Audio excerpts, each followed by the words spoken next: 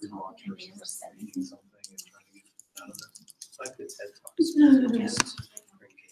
Yeah, very relatively feel like a level of quality, but they're at least as good. So it's Low quality, it's a limited length, they're less than 10 minutes. yeah. Which is great. Well, that seems like it's working, actually. It's shocking. I think that.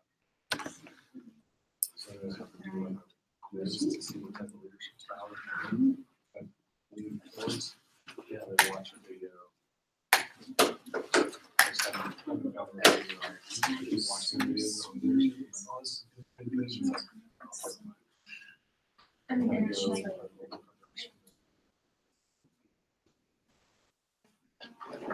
Yeah, that's It's a little laggy. it's kind of hit and miss. Is it? Yeah.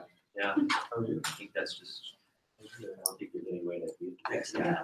With that? You're just walking past. Yeah, so see if I can see it there, Crazy today. but you can see it? Yeah. Okay, Which one? good. Okay. Can you tell if anybody's on it, if anyone else is on it? It looked like there was someone, it might have been you maybe that was. No, I just logged in. Oh, okay. That must be stressful. I will be shocked if this works. I literally just figured that just the first time I've ever tried to do this, and I just set it up like Pretty cool. an hour ago. You know, from not, just I just Googled how to do it. Yeah. Like, study here, like that's my else, but I'm not like, you're the result of that hasn't changed.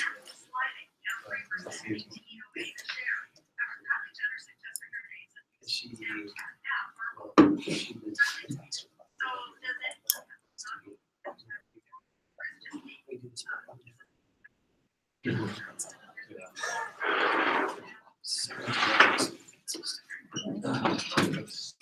Just when you thought the Kardashians. it's not like it's a true Girls. Has our culture really stooped to that? Things that happen. Yes. They resort to Well, I think that they kind of turn it into themselves. I think more. I mean, I thought that I read.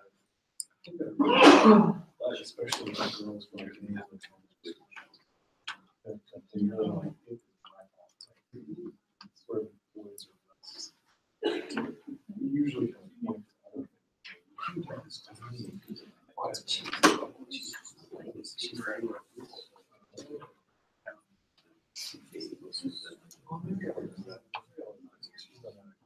she made me do, like, she made me do this thing that wasn't.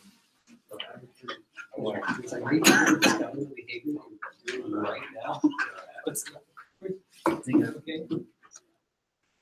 The issue of having. There's no one online, we don't have you. Okay. Well, thanks for checking that out. At least it's available, so. That's what they. That's what I did. Question with the kids recently. Is, yes, they behave a certain way, and yes, they have their own consequences. It doesn't make you do a better job. It's like you're both good at punished. She didn't do that, and I do think it's pretty good. Like, she made you mad. That's what She did something you became angry.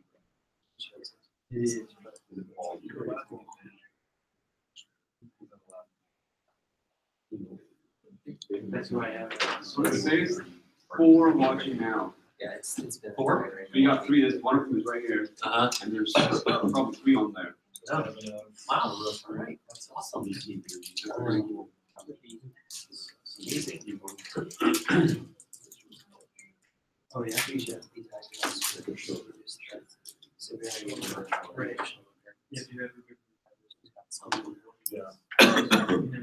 What's nice, They're building it all. Oh, yeah. We're not blaming them for it. well, I was thinking you have the awareness. There's I appreciate that. It's not very previously interviewed. You at least go, okay, Being yeah, something in the future. might be kind of thinking of the future. Yeah, it's been settled out. So, If anything else with age, it's, you know that. so. Text comes down. And then just 25. All this way. We didn't realize.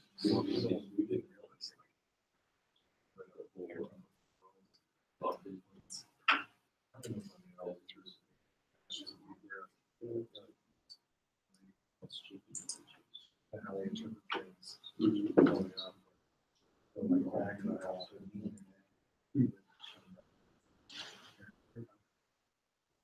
Sound like, Like how strict they yeah, like how strict they are. Kind of serious. Every time you- I'm sure they don't like it. It's too much, they really do.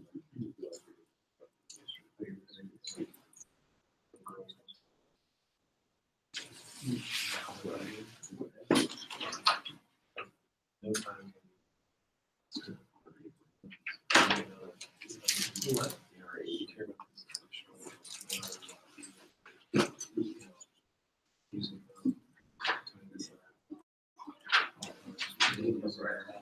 Yeah.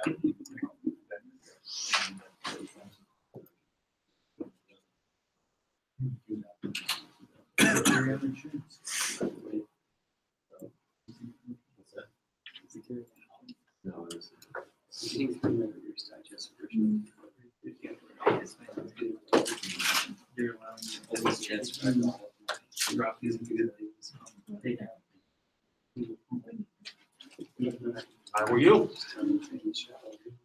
How do you control that?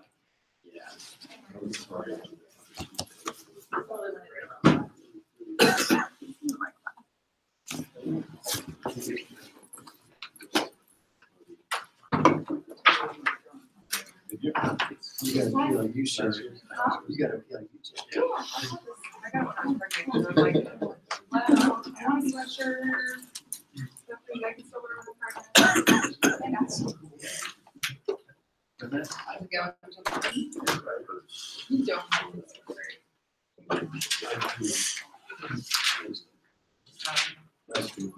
Nick's gonna- Nick's gonna ask you to post on the back. Oh, did he? Send you a picture. Post. Sure. It's like a screenshot.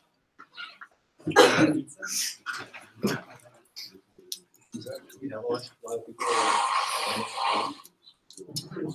There's a big one. It's not- that's not 106 We already sent out. Yeah. it's not.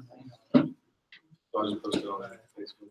Yeah, and then you can create like a voting button thing too, so they could technically RSVP on that. If you want to, you can if you want, but.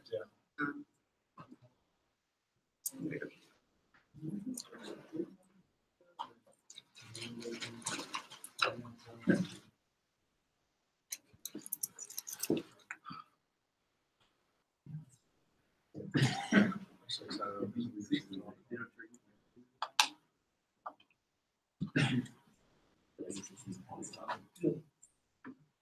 Am I? Can I still sit here or will I be in the way? Oh, sit there, and you can see if you're on Trying the to see screen. what the.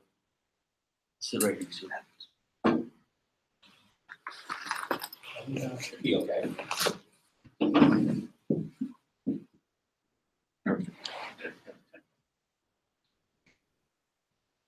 Make faces. Live forums, live sessions. Yeah, right. Yeah, of course, it's all online. Yeah, right, exactly. Well, we interviewed this candidate last week, and in the school he teaches at, he does these classes where they do live streaming. He said they have he teaches in front of a green screen. Wow. That they actually have a person, a booth in the back that like operates the camera and is like the director of it. Wow. And everything he talks, it's like a web, like a weatherman. Yeah, I was going to say, it wasn't it? Yeah. I don't know if I like that.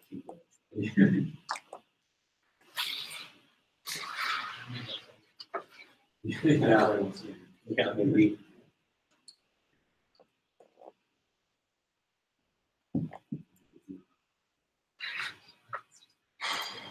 At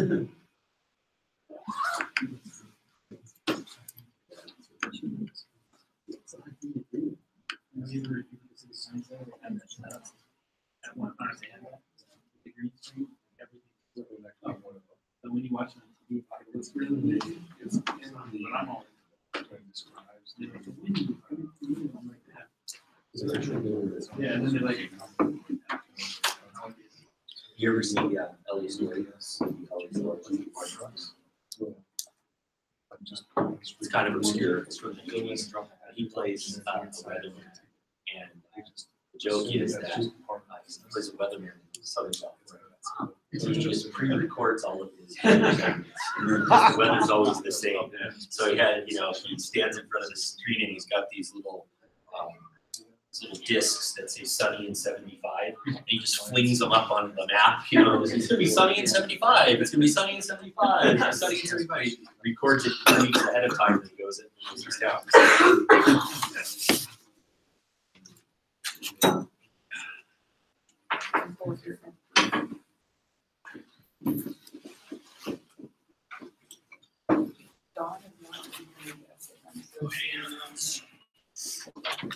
Made it here, all right, huh?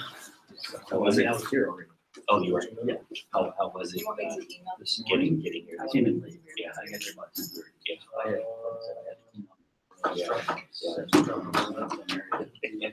Where are you at?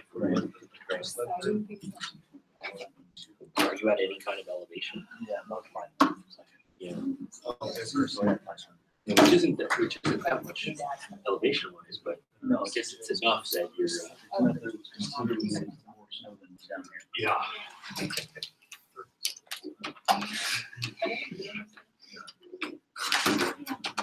So she's graduating.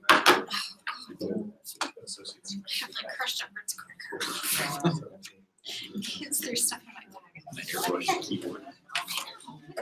And then I realized. It's Ritz crackers. Thanks, children. Oh, you know, okay. How's it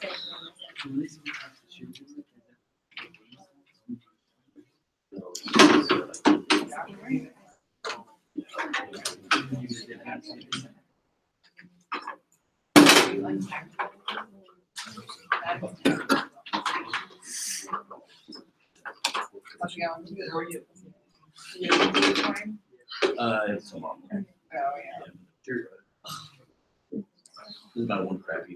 Last semester it would be county, so I'll leave this class. You can't say that a county. Wait. A county made you feel that way I don't remember last month, you were in our class. for a day. Yeah. Then I was like, nah. Chaos. Like, I do this for a living. Was there last semester? They got an A, like 30 minutes, but like, it was the whole time I feel like I was. Which is more just that frustrating. Oh, so frustrating. Our accounting class wasn't as miserable, but it was still like, quiz every time. Ladies reason, but it's just fun. Yeah. It was challenging. I was in the other class where we actually, Oh, it's been different. Especially experience. Or no, I don't know. It's like, it's very, very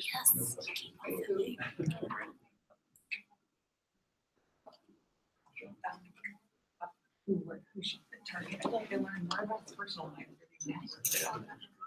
Maybe he realized. I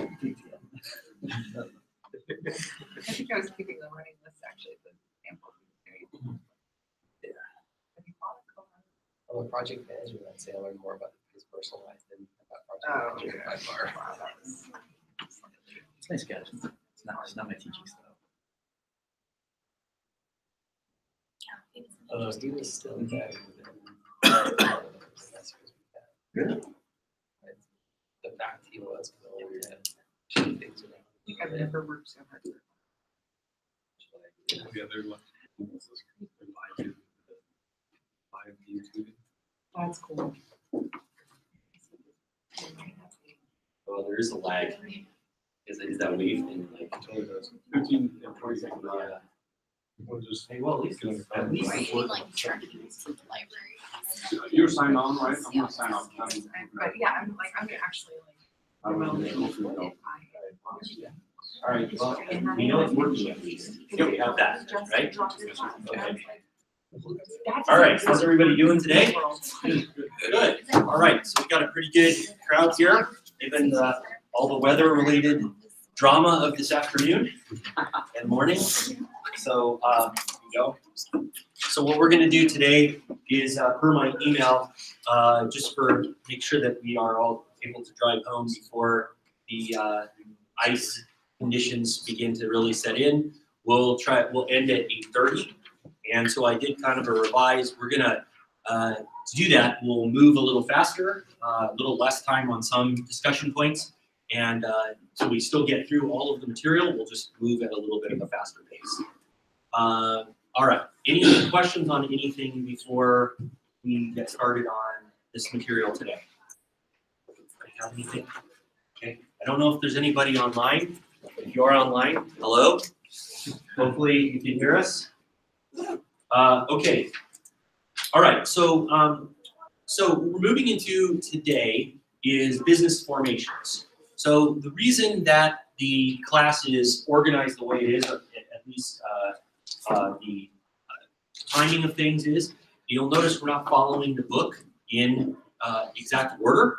We're going in a different order. And the reason we're doing that is I'm following roughly the order of this material that you would need to encounter it as you work your way through starting a business. So one of the very first things that you have to do when you decide to start a business is you need to pick a form of organization.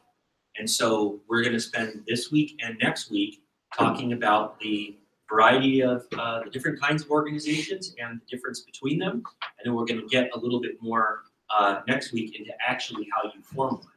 And so next week you will actually be going on to the Washington Secretary of State's website, downloading the form, pretending like you're going to form an organization, and we'll be doing that work next week. This week we're going to do some background material on that before we get to it. Okay, so the first thing we talk about is agency. So why do we talk about agency when we're talking about business formations? What is the basic concept of an agency? And by the way, you come across this concept in all kinds of contexts in the law, not just in business formations, but it's particularly important in business formations. What is an agency? And it's right here, but in your words, what is an agency? Anybody? Basically somebody acting in the best interest for you, shareholders. Okay. It's more of a contract, isn't it? It's like an obligation to act in the interest. Okay, so there is a contractual relationship, and you do have one person, one party, acting on behalf of another party. Okay, so the party who's acting on behalf of someone else is called what? The agent. And the party for whom the agent is acting is the principal.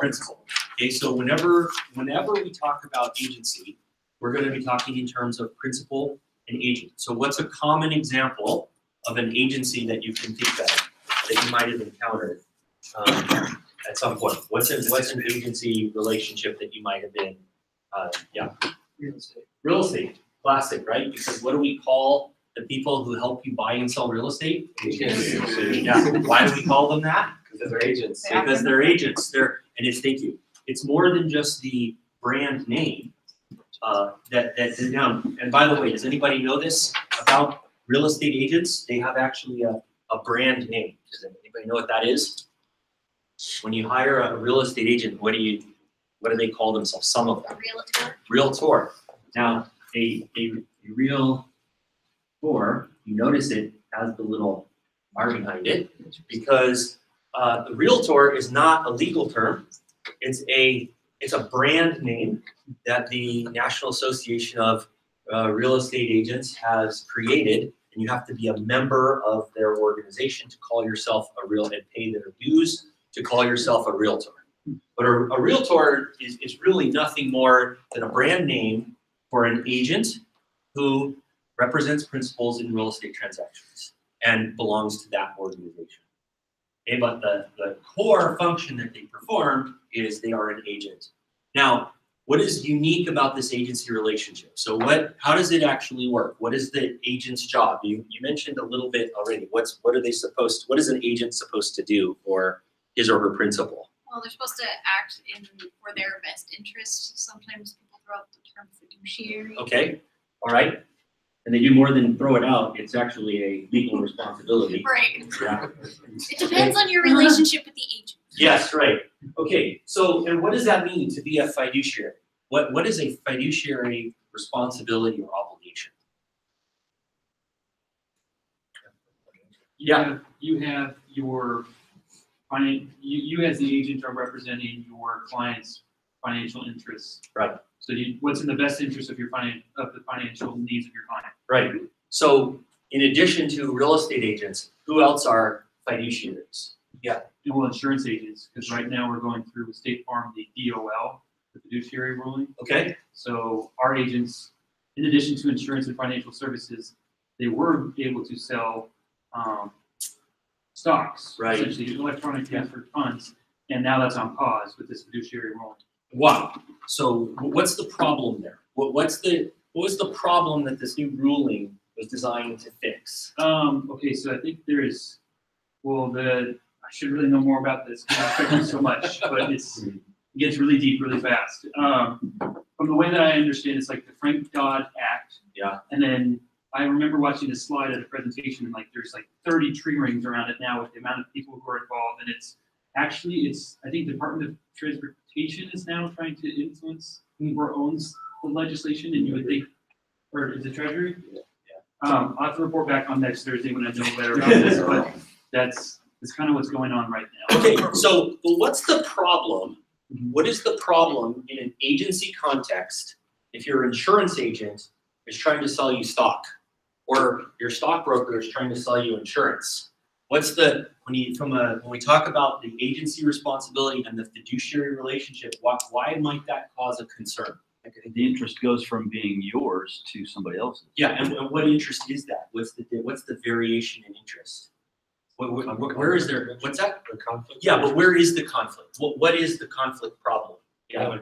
The agent has an incentive to not that's against the opposite of yours. Right. So, and the agent has a self-interest. The agent is going to be better off if they sell you more insurance, for example, or if their job is to represent your best interest as a fiduciary, then they may be violating that liability, that responsibility by selling you other products and services that may not be in your financial best interest in order to earn a commission. And so this is causing all kinds of problems in the financial services, not just insurance, but brokers are they're having a big problem with this because now you're in this situation where you have to advise your client for their best interests. And if selling them, you have a choice between two products or two services, and one costs more but gives you more commission, you can't do that anymore without potentially being liable for violating the fiduciary responsibility. What other responsibility does an agent have to his or her principal? Besides looking out for their financial best interests, there's another duty that we come across, duty of, what's the other duty that an agent has? And this one's important when we talk about business entities. It's like duty to avoid conflict of interest. Yeah, so you have a duty to avoid a conflict, right? Okay, so protect confidential information, that's one thing. You protect the confidentiality. Oh, duty to account. Okay, yeah, okay, accounting, yeah, that's true, they owe an accounting. Those are important, but not the one I'm looking for. Okay, instructions. Okay, yeah, look, loyalty. What is the duty of loyalty? So they can't be in with somebody else like that. Okay, so yeah, and so that's very similar to fiduciary, but what does it mean to be loyal to your principal? And this is very important when it comes to being a director or an officer of a corporation because you owe this very same duty of loyalty to it. Is it? Oh, I said like following common law. Okay, so performing your services appropriately legally is one thing, but that's not the duty of loyalty. Yeah. Are they talking about you can't work for like a firm and compete against like another clause? Yeah, right. So when you say that an agent needs to be loyal to his or her principal, it means that whatever kinds of opportunities, business opportunities, the agent encounters that might be something that the principal would engage in, would otherwise engage in, the agent has a responsibility to hand that opportunity to the principal. This comes up in the corporate context. So if you're the director of a corporation, and this corporation is, let's say, looking to buy some real estate, and you're a director of this company, and someone comes to you and says, hey, there's this really great piece of real estate, the exact kind of real estate that your company would be interested in buying. And so you buy it yourself, and you turn around and you sell it to your company at a profit. You take this opportunity that somebody's given, and you take it for yourself, and you profit from it to the expense of your company. You cannot do that. It violates the duty of loyalty. You have a responsibility to be loyal to your principal. Now, what is the other? So we've talked about real estate agents. We've talked about directors. What is the most common example of the principal-agent relationship? And yeah, right, employer-employee. So every single one of you who has a job is an agent. And who's your principal? Employer. Your employer.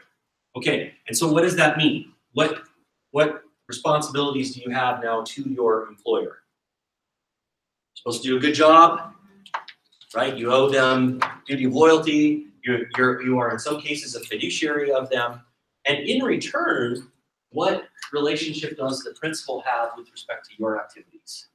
What happens if you do something bad while you are working for your employer? Who's responsible for that? Yeah, so this is the big thing with agency. The agent is not only representing the principal, but is acting as if he or she is the principal. So whatever the agent does, it's as if the principal is doing it. And that's the really big problem with agency, issue. And it comes up in all of these contexts where agency is applicable. So that is true in the real estate agent case. It is true in the stockbroker case. It's true in the insurance agent's case. It's true in the employment case. So if you are a principal and you hire agents, which you kind of have to do to run most businesses, you are liable for everything that your agents are doing. So it's your responsibility if they do something wrong. Okay, so given that, we're going to look at a couple of really good agency failures, right? So we have two examples of this. The first is Enron. What happened in Enron? Oh boy. And how is this a summary of what happened in Enron? Because there are lots of things that happened, but yeah. Well, basically Enron bought a bunch of energy stuff, and then they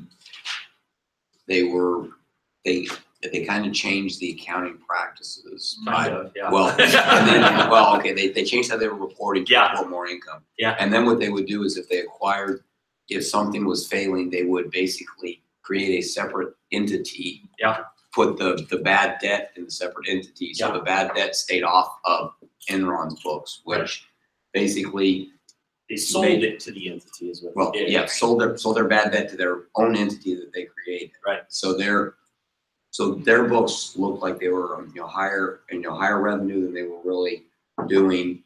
They were showing much more growth than they were really doing, which resulted in a very rapid increase in stock prices up until the SEC raided them. And Well, what really got them in trouble was Jim Chanos. If you don't know who Jim Chanos is, he's a very famous short seller. Everybody know what a short seller is or how short selling works? Yeah, how does short selling work? Essentially, you're buying a stock and then trying to drive down the price. Right. So you can, Except that you don't buy the stock. well, you sell borrow it. the stock. You borrow the stock and you sell it. You sell it. Yeah, you borrow stock from somebody else and you sell it. Okay, so why would you do that? Doesn't that sound insane? You borrow something from someone and then you sell it. Because you're betting the price is gonna go down, you can buy the stock back at a lower price and give it back to the guy. Exactly. And that's how you make money. So you make money when the stock goes down in price. So Jim Chanos figured out that the Enron balance sheet was a mess and he shorted it in large scale. Made himself a couple of $1 billion in this trade because he shorted them at the peak of their price, and 6 months later they were bankrupt. And how much is a share of stock worth when the company is bankrupt? Does anybody know how much shareholders get usually when a company files bankruptcy? Zero, usually zero. Yeah, not always, but usually zero. They shareholders. So he said he borrowed stock at whatever the price was, sold it, and was able to get it back for free, and repay his stock loan with nothing essentially. So he made all the difference in price. Okay, so what's the agency problem here? Now, and by the way, let me take one step back on this. For those of you, I don't know, those of you who are accountants, but there were two basic accounting transactions that they use here, both of which are perfectly legal, right? So the accounting here, in and of itself, in a vacuum, was not illegal. Right. Okay, but okay, so if the accounting wasn't illegal, It was aggressive. it was aggressive. Okay, but there's nothing illegal about being aggressive when you're accounting. So what was the problem here? What was the agency failure? Who is the agent here that we're concerned with? Fast Al is, yeah. We're directed with that, but I mean, just I don't know the exact term, but like the people who are working there right now, wasn't there a huge incentive to make these deals for them to make money, and wasn't that part of the problem that added to this? So that they continued the problem, they kept making money off of it. And that was Sure. part of the issue. If you are, and this is a big agency issue, if you're an executive and most of your compensation comes in the form of stock, and you use very aggressive, legal but aggressive accounting tactics to ultimately inflate the price of the stock, you benefit from this. You benefit, and do you benefit to the detriment of your principal? When the stock's going up in price, who's losing? The shareholders. Well, not yet, right? The shareholders are going along for the ride. But after the failure occurred, the stock price went to zero, and the shareholders lost all their money. Meanwhile, the executives made, during that time, a lot of money. In fact, there's a huge, terrible story about the employee retirement fund was invested in Enron stock. And as it started to tank, they placed a hold on the sales of the employees' stock that was in the fund because they didn't want more selling pressure to push down the price further. And all the executives sold all their stock, and they didn't let the employees sell theirs. Yeah. So I don't come from that accounting background, but I watched the Netflix Smartest Guys in the Room. Yeah. So at this time, were executives not required to submit when they wanted to do buying or selling? Yeah. Of their? Yeah, they do. Yeah. Oh wow. Yeah, it's all public. Yeah, I used to file those forms for the executives at the companies I work for. It's all up at Form 3, 4, and 5. It's all public stuff. But the gain on sale accounting, so gain on sale is when you sell an asset or when you engage in a transaction where you record all of the gain you intend to earn for the life of that deal. You take it now, and that's one thing they were doing. So they were investing in these energy projects that turned out to be terrible, but they were booking today all the revenue from that. And then that's gain on sale accounting. And then the SPV, the special purpose vehicles transactions, what they were doing there was taking an asset and selling it to an SPV. And so it looked like a sale. So it looked like they got a gain. They booked the profit on the gain. And it looked like they didn't have any debt. So instead of having an asset with debt against it, they got rid of the asset, they got rid of the debt and showed income. But the transaction was, most of them were largely bogus and failed later. And what happens in the accounting, what you're supposed to do when you do that kind of accounting, is later when you figure out that the asset is worth less, you're supposed to write it down. Eventually that's what happened. Eventually the house of cards fell. Okay, So coming back to agency, why is this an example of a failure of agency? Who's the agent and who's the principal, and how did it fail? All right, let's articulate who was acting on behalf of whom, and how did that system fail? Yes? The agent would be the executives, the principal would be the stockholders. Okay. And the agents fail to act in the best interest of the principal. Okay. So they failed to act in the best interest of the principal. How so? What failure did they? What was the actual failure?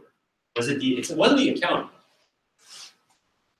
There was a there. What was the? What did they fail to do?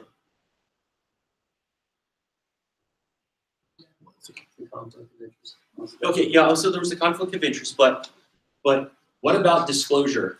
What should they have said? We should have talked about their accounting, like their accounting Yeah, process, right. how they Right. sold off their Sure. estate, but of course they're not going to verbalize that. Right. They're supposed to. They went to the world and said, "We're the world's 5th largest company. We do all this energy. Look how great we are. We make all this money." But in reality, none of what they were doing, they weren't actually making that much money. So what they were lying to effectively to their principals, who then made investment decisions based on that information. And in all likelihood, had everyone else figured out what Jim Chanos figured out, they would have never, the stock price would have never done what it had done. It would have avoided a lot of investment in a business that they probably wouldn't have invested in anyway. Okay, so it was a failure of the officers of the company to properly manage the company and to properly disclose what they were doing. And that's a classic agency problem, because the principal, in this case the shareholders, there's millions of them, and they can't operate the business. They have to hire somebody to do it for them.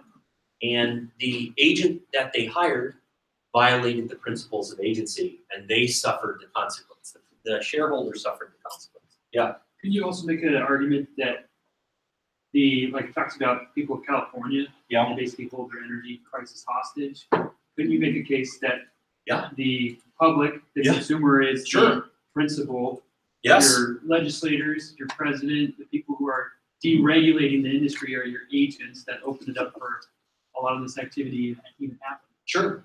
Yeah, absolutely. I was actually in California at that time when we had the rolling brownouts, because of what happened.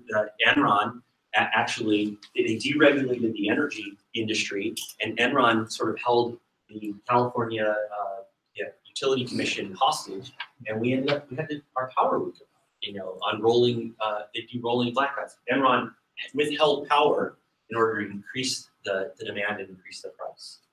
And they shut down plants when they didn't need to be shut down to reduce supply so that it would increase price. So was there ever lawsuits from the people of California? Oh, yeah. Did they settle on it? Well, so, and we're going to get to this, good question, but when when a company that is now bankrupt has done you wrong, and you sue them, where are you in line for whatever's left of these crappy assets that they sold to an SPV? The bottom. You're an unsecured creditor. Yeah, so go ahead and sue them if you want. Probably not going to get anything unless there's some sort of insurance, right? Process could be therapeutic. What's that? So the process could be therapeutic. It can be therapeutic if you want to spend the money. Yeah. There's other agency problems here. Where's another agency? Well, I would think there'd be an issue with the board of directors. Yeah. Because they weren't what I would call doing a good job of being a fiduciary. Because the board of directors is supposed to be over management, and they kind of would put their buddies on the board. Oh, yeah. And then the president was the president of the board and the company, so there's conflict of interest. I mean, I don't think their board setup, I come from a nonprofit world, would not fly. Yeah, that's often the case in the for-profit world, the nonprofit world, because, and there's a whole separate agency issue in nonprofits that's same flavor, slightly different though. Right. But in the case of for-profit, and this, we're going to be talking about this a little bit next week. In the corporate structure, you have this system, and it does not vary. Shareholders are the owners; they own the equity.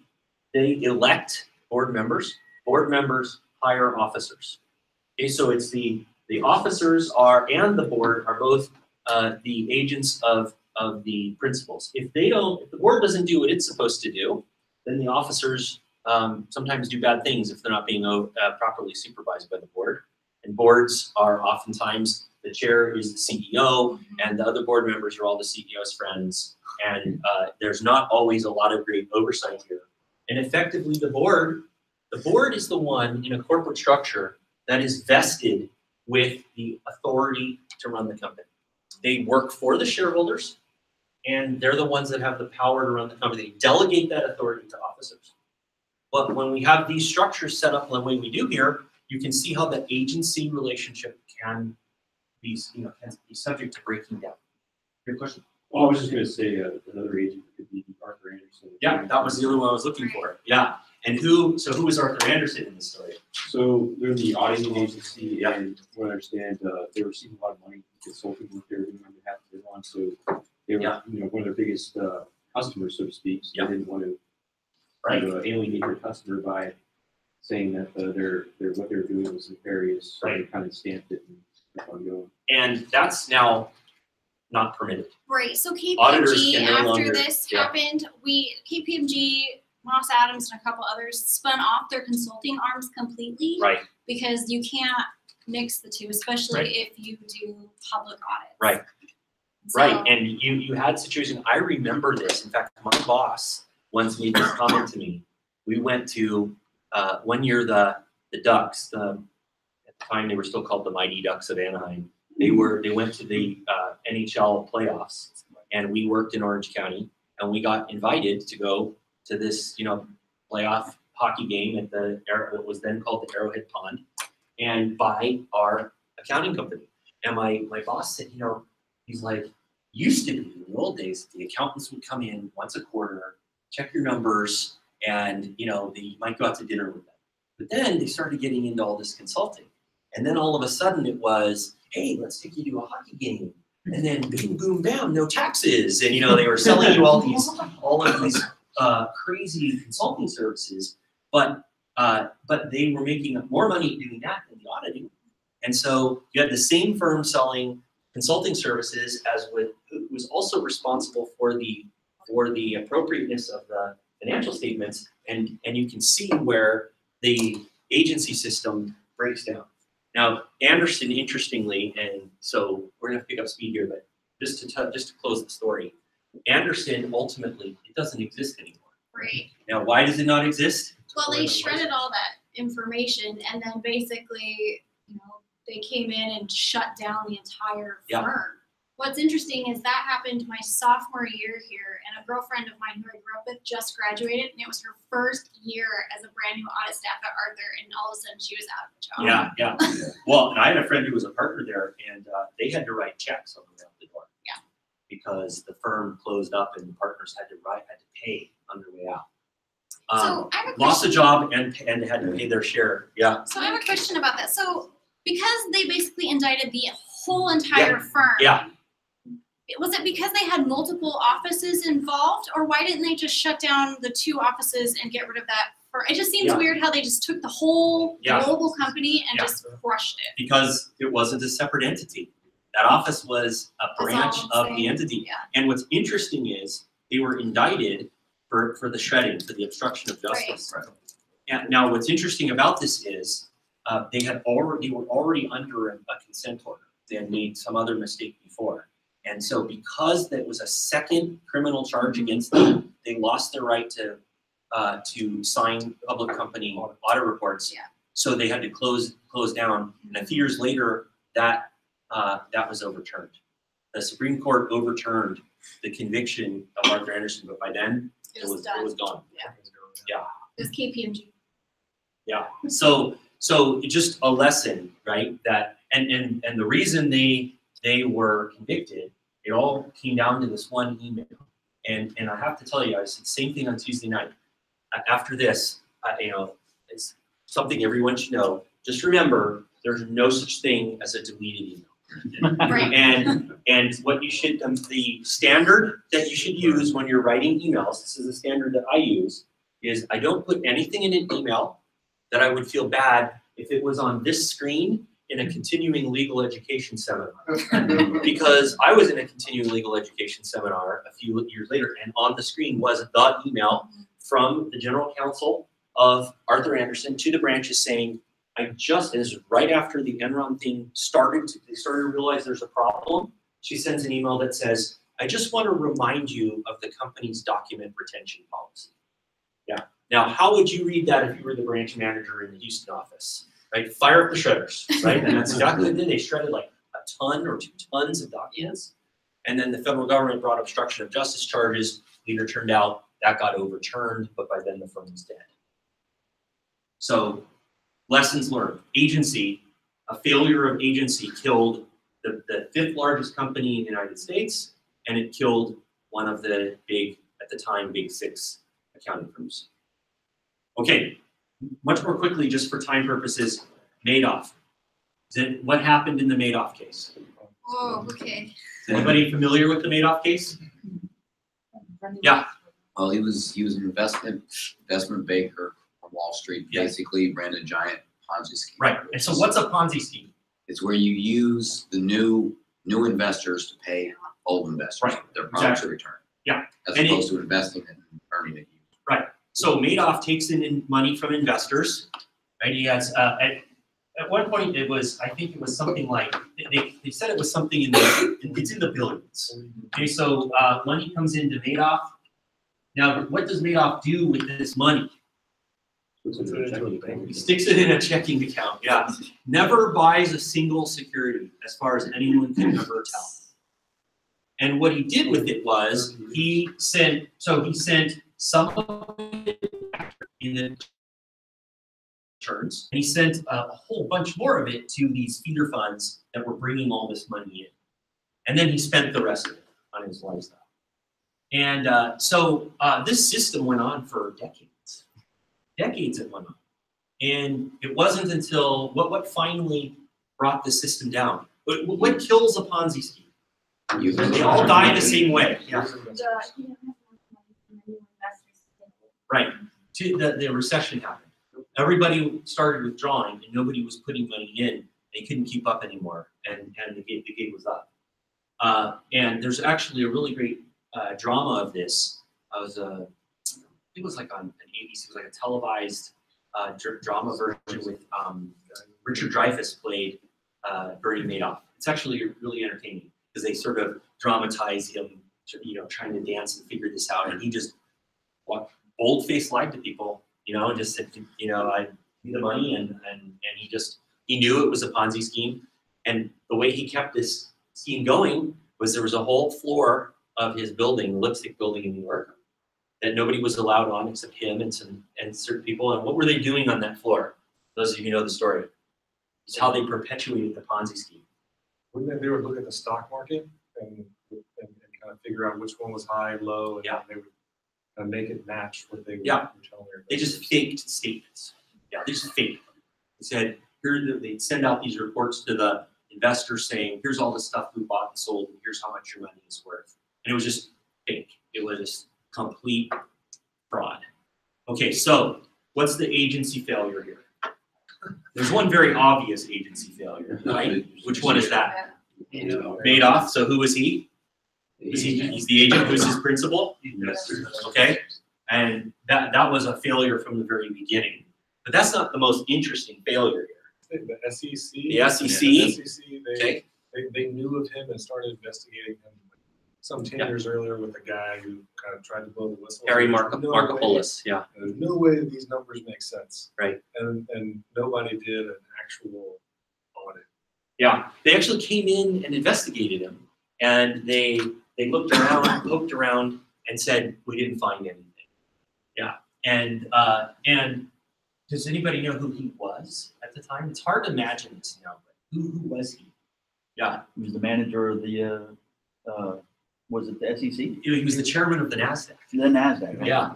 So he was the guy in charge of the self-regulatory structure that was supposed to be looking out for this thing. He was at the top of that pyramid.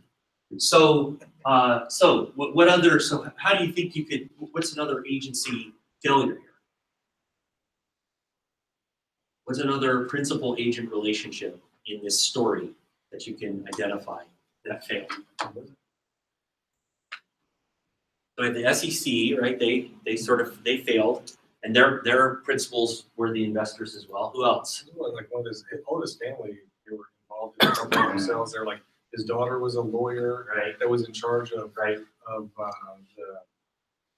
the what do they call it, to making sure that they're following the rules. Compliance. And then Yeah. his son was like a CFO. Or Yeah. So it was there was nobody outside of a small group of people. It was an affinity scam. So they preyed on people in the Jewish community, on Jewish charities. They went to country clubs in Florida and pitched it there. So it was a huge agency failure. It was a systemic agency failure. You want to think about it that way, right? So we have our system, the whole system, the corporate system, the financial system, assumes a certain amount of trust in agents, and an assumption that those agents are going to be doing the right thing on the behalf of the principal. But very often they don't. And when the system breaks down, who suffers? The principals. The agent does too, but really the principal takes the damage. Okay. These investors, we were talking about this on Tuesday night because we got into this discussion about a clawback. Does anybody know what a clawback is? No?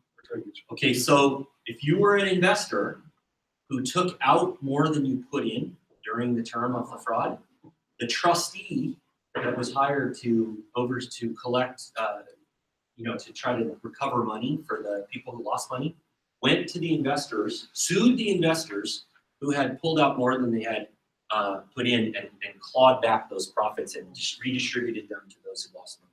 So if you happen to be one of the investors who got out and did better than you, that made more than you put in, you got sued by the trustee and had to disgorge back whatever you made, so that could be used to pay claims. And the trustee spent $1 billion doing all of this. The cost of the trustee was $1 billion. So when we talk about the imperfect legal system, two great examples of it here. And what the lesson I think that all of you should take away from this is, trust but verify. You're going to need agents in order to run your businesses, but if you assume that they are doing the right thing and you're not managing them, then you are the one that's liable, not them. Okay, so keep that in mind. And it's a necessary evil in our structure. So you're gonna say if you want to get rich, become an executive of a company and dispute. Well, yeah, except that that would happen, except you would also go to jail. Because there were 2 guys from Enron went to jail. Yeah, 3. 3, so Yeah. only 3 people. Well, one died. Yeah, One so died before he died before he was sentenced, Yeah. and so his conviction was overturned because your conviction is informal until you've been sentenced. Right. So Kenneth Lay was technically not criminally liable, but that's because he died. Fastow went to jail and Skilling went to jail. What's that? Could 3 people really control all that information? Well, so this is the question, right? Is it just them? Yeah. Or was it more systemic than that? And why didn't a lot more people go to jail? That's a good question. The entire board of directors. That means that everyone else got rich and got away with it completely. Pretty much. Took all those funds, retirement funds, all that. Pretty much. Yeah. There's a lot of people in the Madoff story that happened to as well. There are a lot of employees that made a lot of money over the years that weren't involved in the fraud, or others that were in Madoff's orbit who did very well for themselves but weren't responsible for a clawback.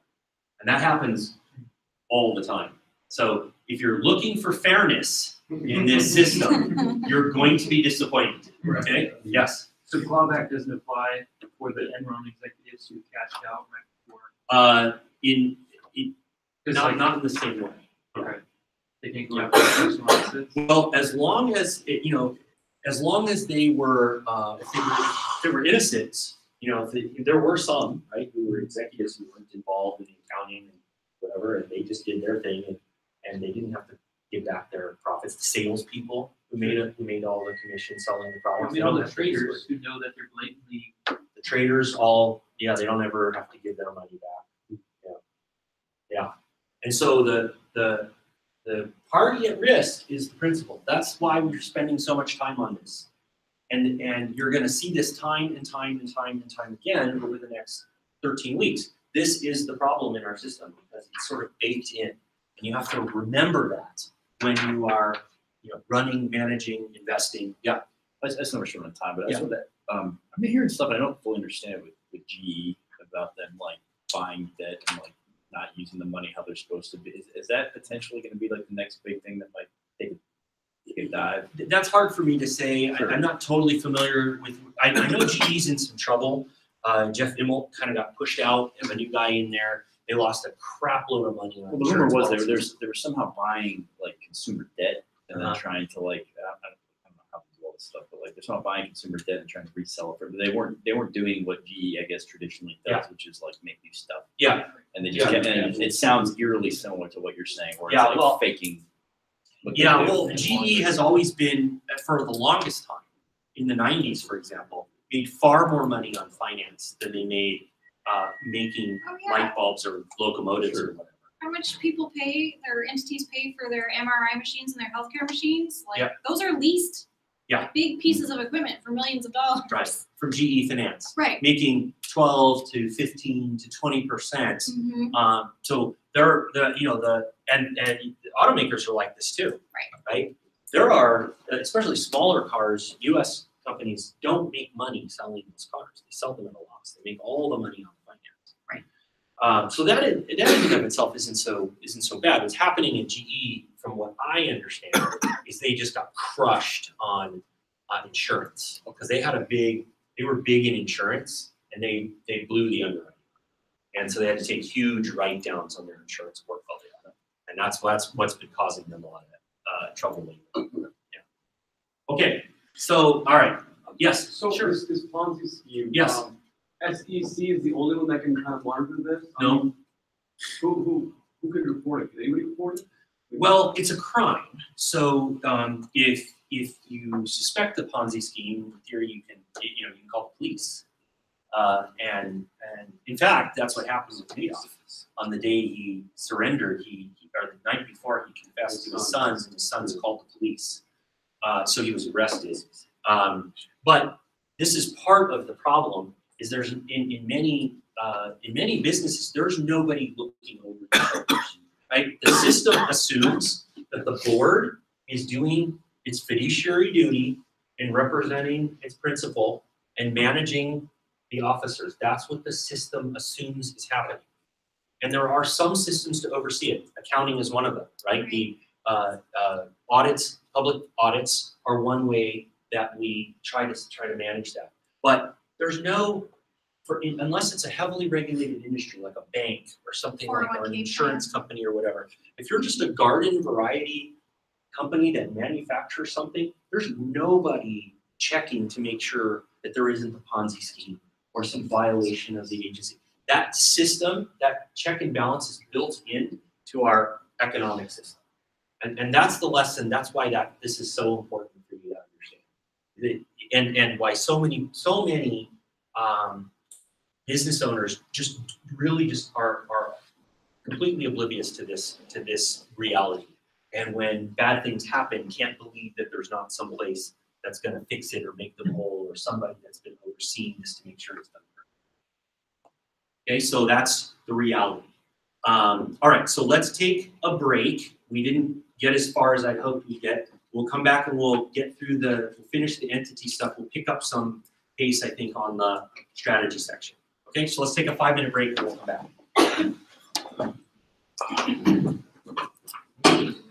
Oh, Ahmed is up there. Okay, good.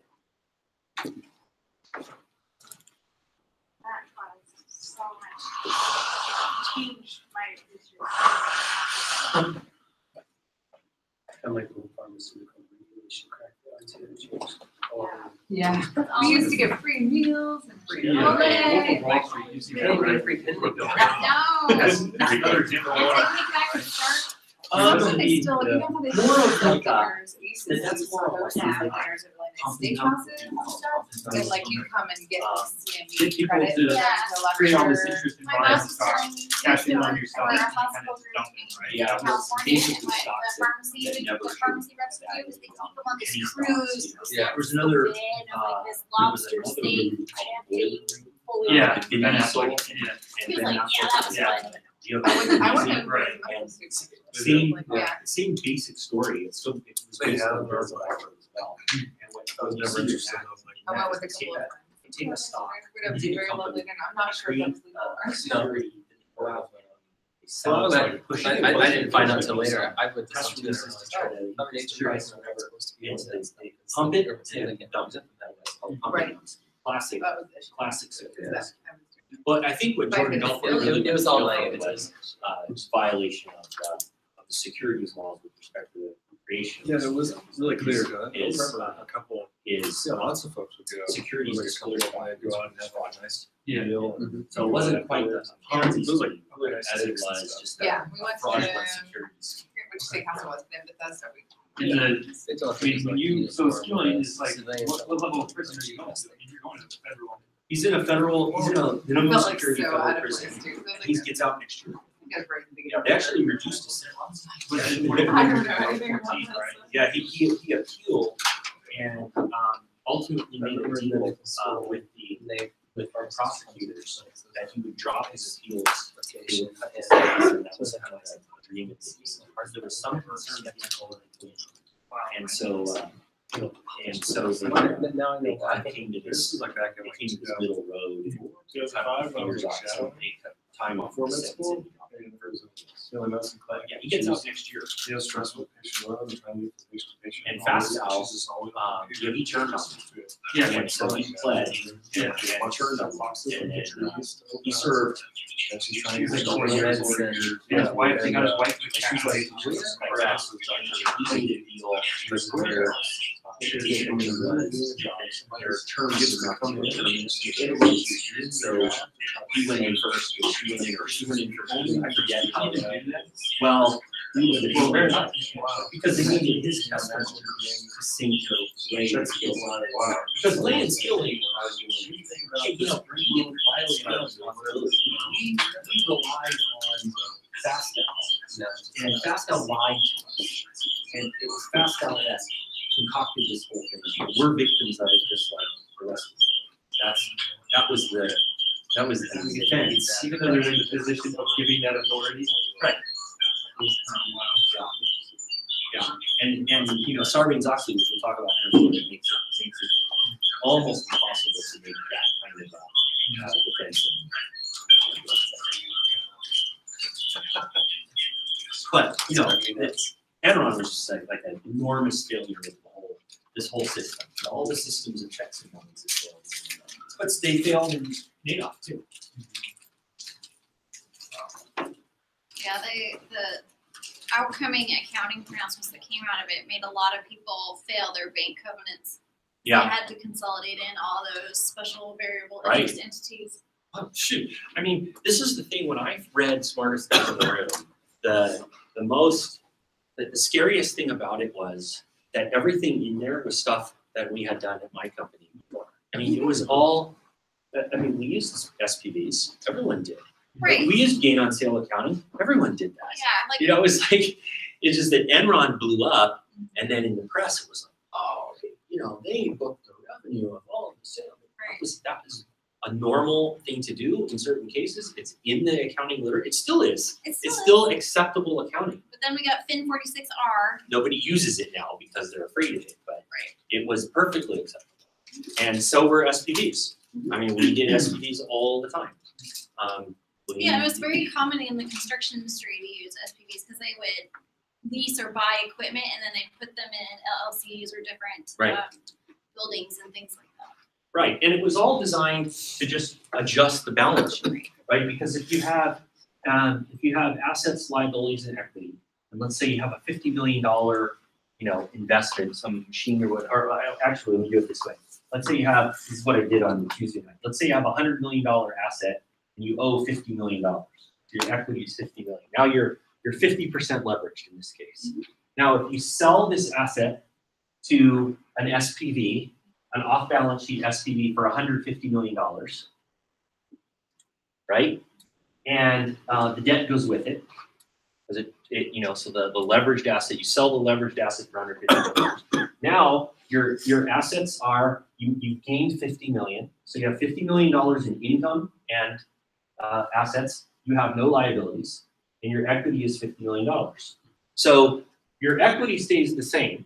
Shareholders are nominally the same, except if you're looking at these two balance sheets, which one is riskier? Which balance sheet? This one or this one? Which one is riskier? Leveraged one. The more leveraged, right? Right. Because you have debt. And so it's the same asset, it's the same company, it's the same equity, but this entity looks a lot riskier than this one does. And this one's a lot more profitable too, because it just made $50 million in gain. So that's what they did. All they did, it was all paper. It was that physical assets stayed the same. The paperwork, the accounting changed. And as a result of that, the stock market said, wow, this is an unleveraged company that just made $50 million. I want that. This is a leveraged company that's, making however much it's making, but less than 50. So this is a much better looking investment when you look, if you don't look beyond, if you don't do what Jim Chanos did and look beyond the balance sheet. Yeah. So if you're a responsible company, honest company, whatever, so if you're doing the top one, you're doing a transaction like that, is it like a time and space thing where you're like, we'll move that debt over here because we know we're gonna make that money over here. Yeah. Because you would still your debt. Yeah. Yeah. Well, there are valid reasons why you would use an SPV. And it usually has to go with protecting the collateral. So a lot of times the banks want you to do it. The bank wants you to put this in an SPV, and they'll lend the money to the SPV. Because if you default, they just take the whole SPV and they can grab their collateral a lot better. The difference was, if you do it correctly, you still showed it on your balance sheet like this, even though the asset has been moved off, you still record it or show it as if you owned it and had leveraged it. That's the honest thing to do. But the way that the accounting literature read and the advantage that they took was, wait a second, if we structure this just right, it can look like a sale. And instead of being an SPV that's a separate entity that's just there for the purpose of borrowing. And it's called a true sale. True sale. And one of my jobs was to write or draft the true sale opinions in SPV transactions. And it's a 40, 50, 60-page legal opinion that some lawyer has to write. I didn't actually sign it. I wrote it. My boss had to sign it. But it says it meets all the standards to be considered a sale. And if it meets all the standards to be considered a sale, then it moves, it's treated as if you sold it instead of as if you borrowed against it. And that's what they were taking advantage of. And they realized that if you use that bit of accounting alchemy, you could make this balance sheet look like this balance sheet without doing anything other than accounting. Well, it broke the law. It didn't violate accounting standards. It broke the law in the sense that it was fraudulent to go tell shareholders that we're an unleveraged company that just made $50 million in profits, because that's not really true. You're really a leveraged company that borrowed 50% of the value of the asset to acquire it.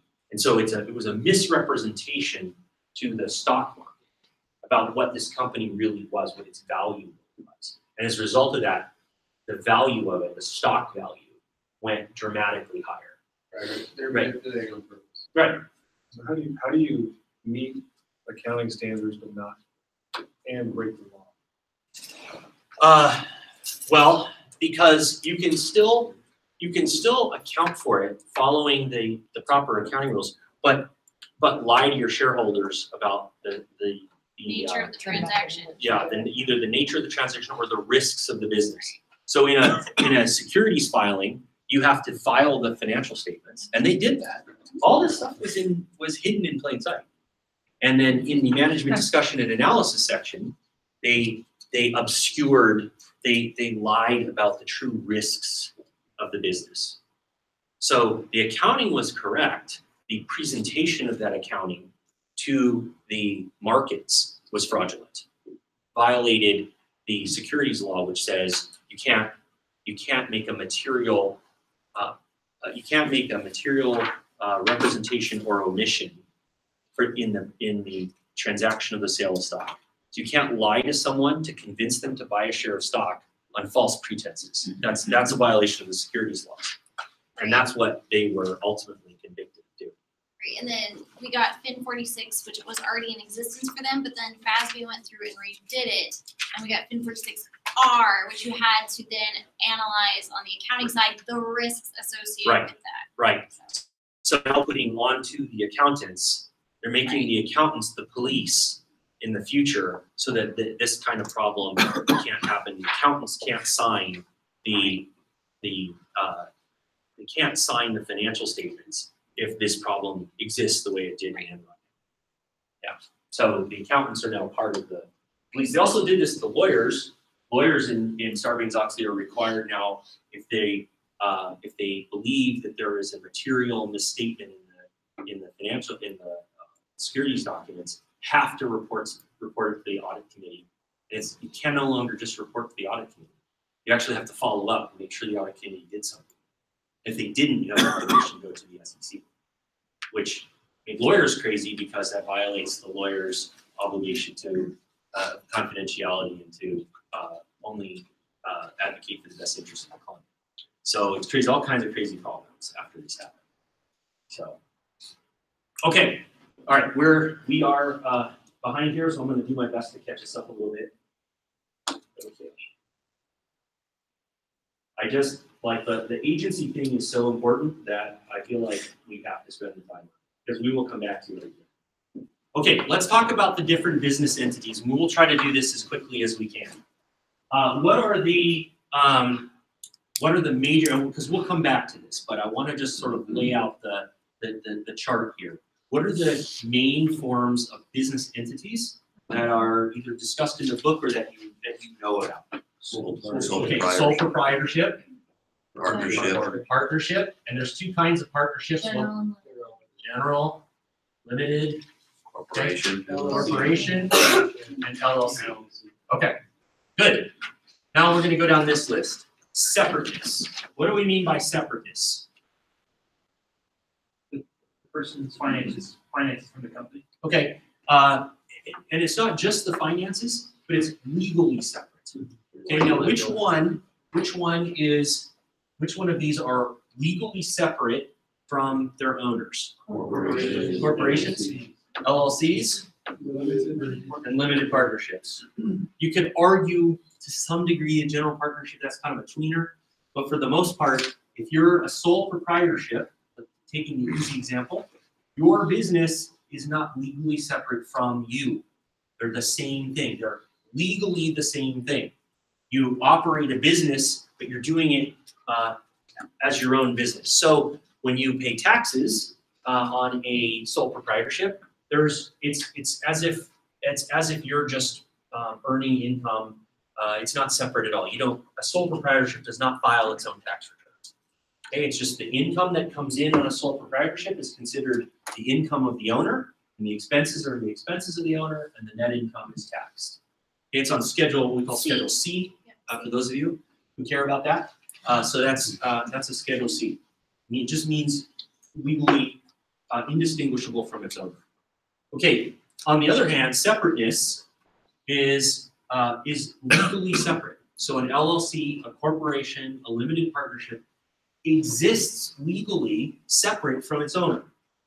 And in fact, in the old days, they used to call corporations and LLCs are new on the scene. They've been around only a few decades, but corporations used to be called persons under the law. They actually considered them fictitious persons, and they have all the rights, and still do, have all the rights that a person has, except they can't vote, and they can't go to jail because they don't physically exist, but they can still be convicted of a crime, they can own property, they can sue, they can be sued, and all the things that can happen, but they're legally separate from their owners. This is a very important difference between the separate entities and the non-separate entities.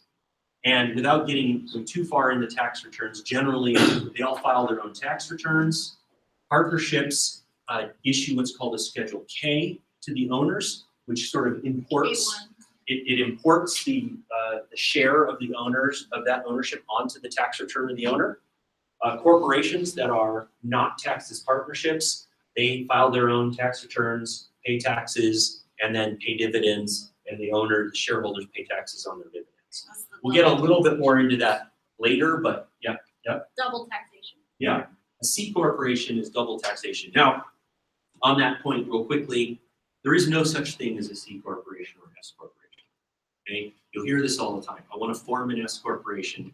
I want to form a C corporation. I formed a C. That's a misnomer. There's no such thing. Well, isn't it an election with the IRS? Right. A C corporation and an S corporation are the same thing. Right. They're a corporation formed in a state. An S corporation, the default is subchapter C of the Internal Revenue Code. So a C corporation is just a corporation that is being taxed under subchapter C. An S corporation is a corporation that has made an election with the federal government to be taxed like a partnership. That's what an S corporation is. But it doesn't exist. When you file it, you'll see this next week when you pretend to file a corporation. There's no box there that says, are you filing an S corporation or C corporation? Because from the state's perspective, there's no difference. They're the same thing. They're a separate legal entity. The S and the C are just a tax election, a tax status. Right, but I would think if you were developing, if you wanted what kind of corporation you wanted, you would want to think the tax strategy and figure out, because I know with the S corp, you can't have more than a certain amount of shareholders and you have to hold the election for 5 years. Yeah, but you can switch between. See, this is the thing. So a C corporation can elect S and you can unelect as well. So the existence is the corporation. The S and the C are just tax elections. Okay, risk. Which one, and when we talk about risk, what kind of risk are we talking about here? When we are dealing with entities, what kind of risk are we concerned with? Liability, okay. And which of these entities is the riskiest from a liability perspective? Right, and why?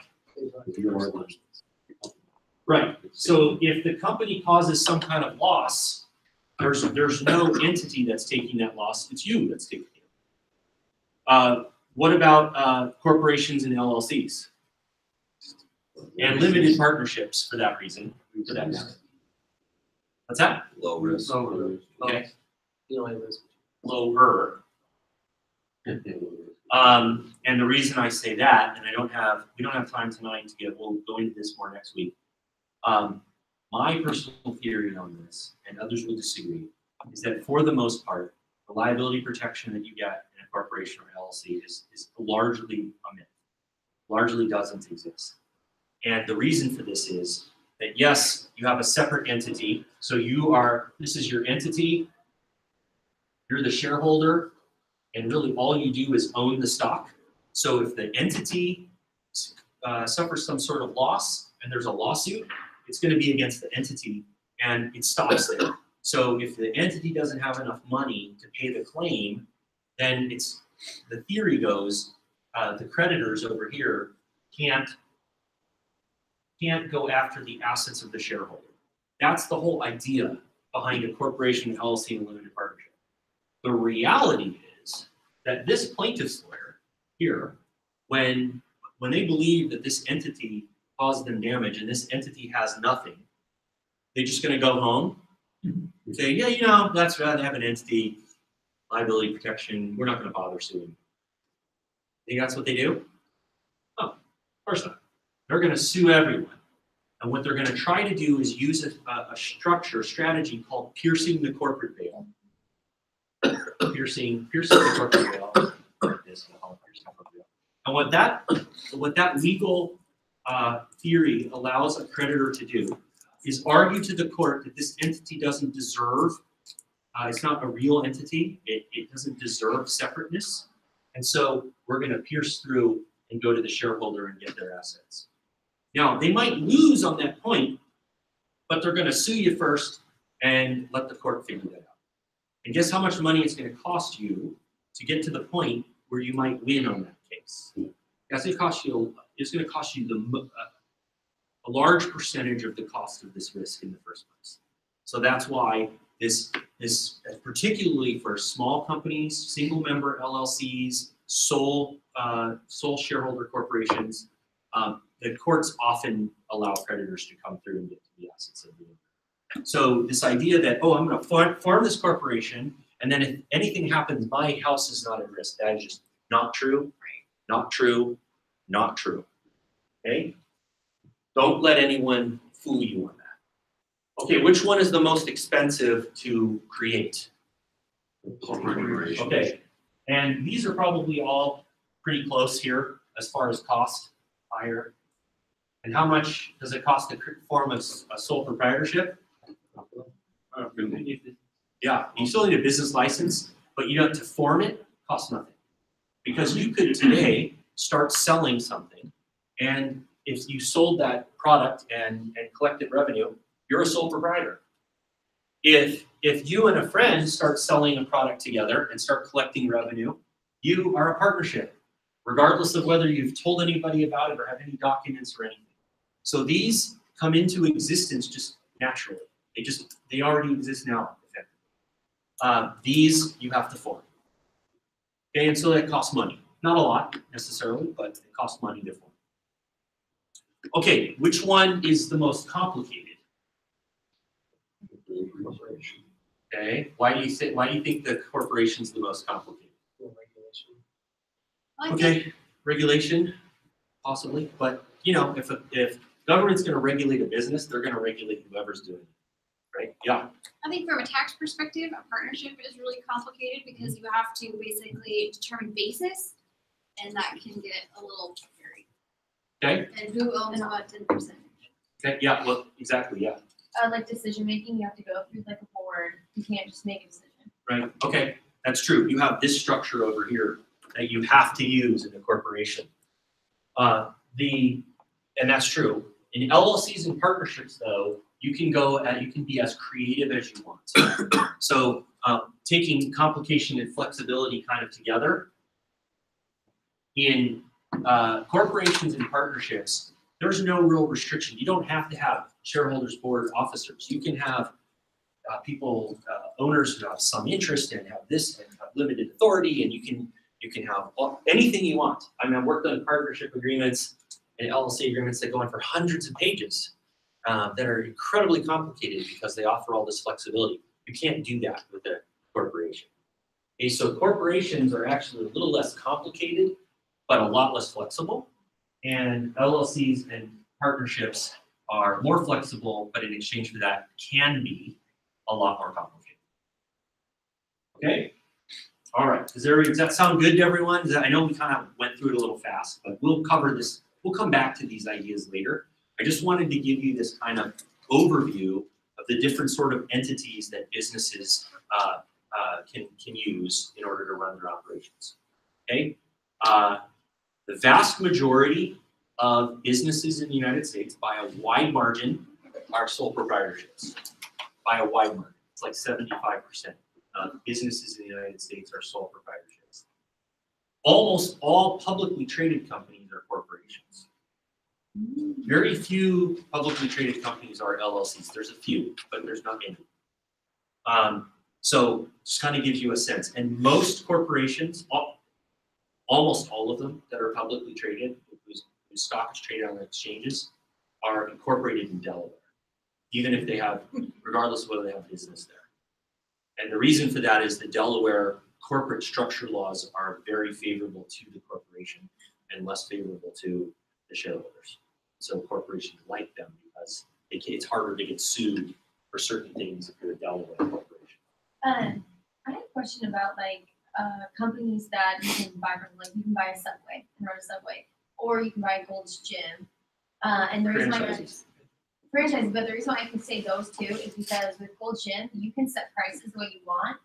But like at LA Fitness, you can't. You have to do exactly what the standard is saying with Subway. But like, what's the difference? Yeah. So it's a good point. I'm glad you brought it up because in the book, they actually have franchises on the list of entity forms, and I disagree with that.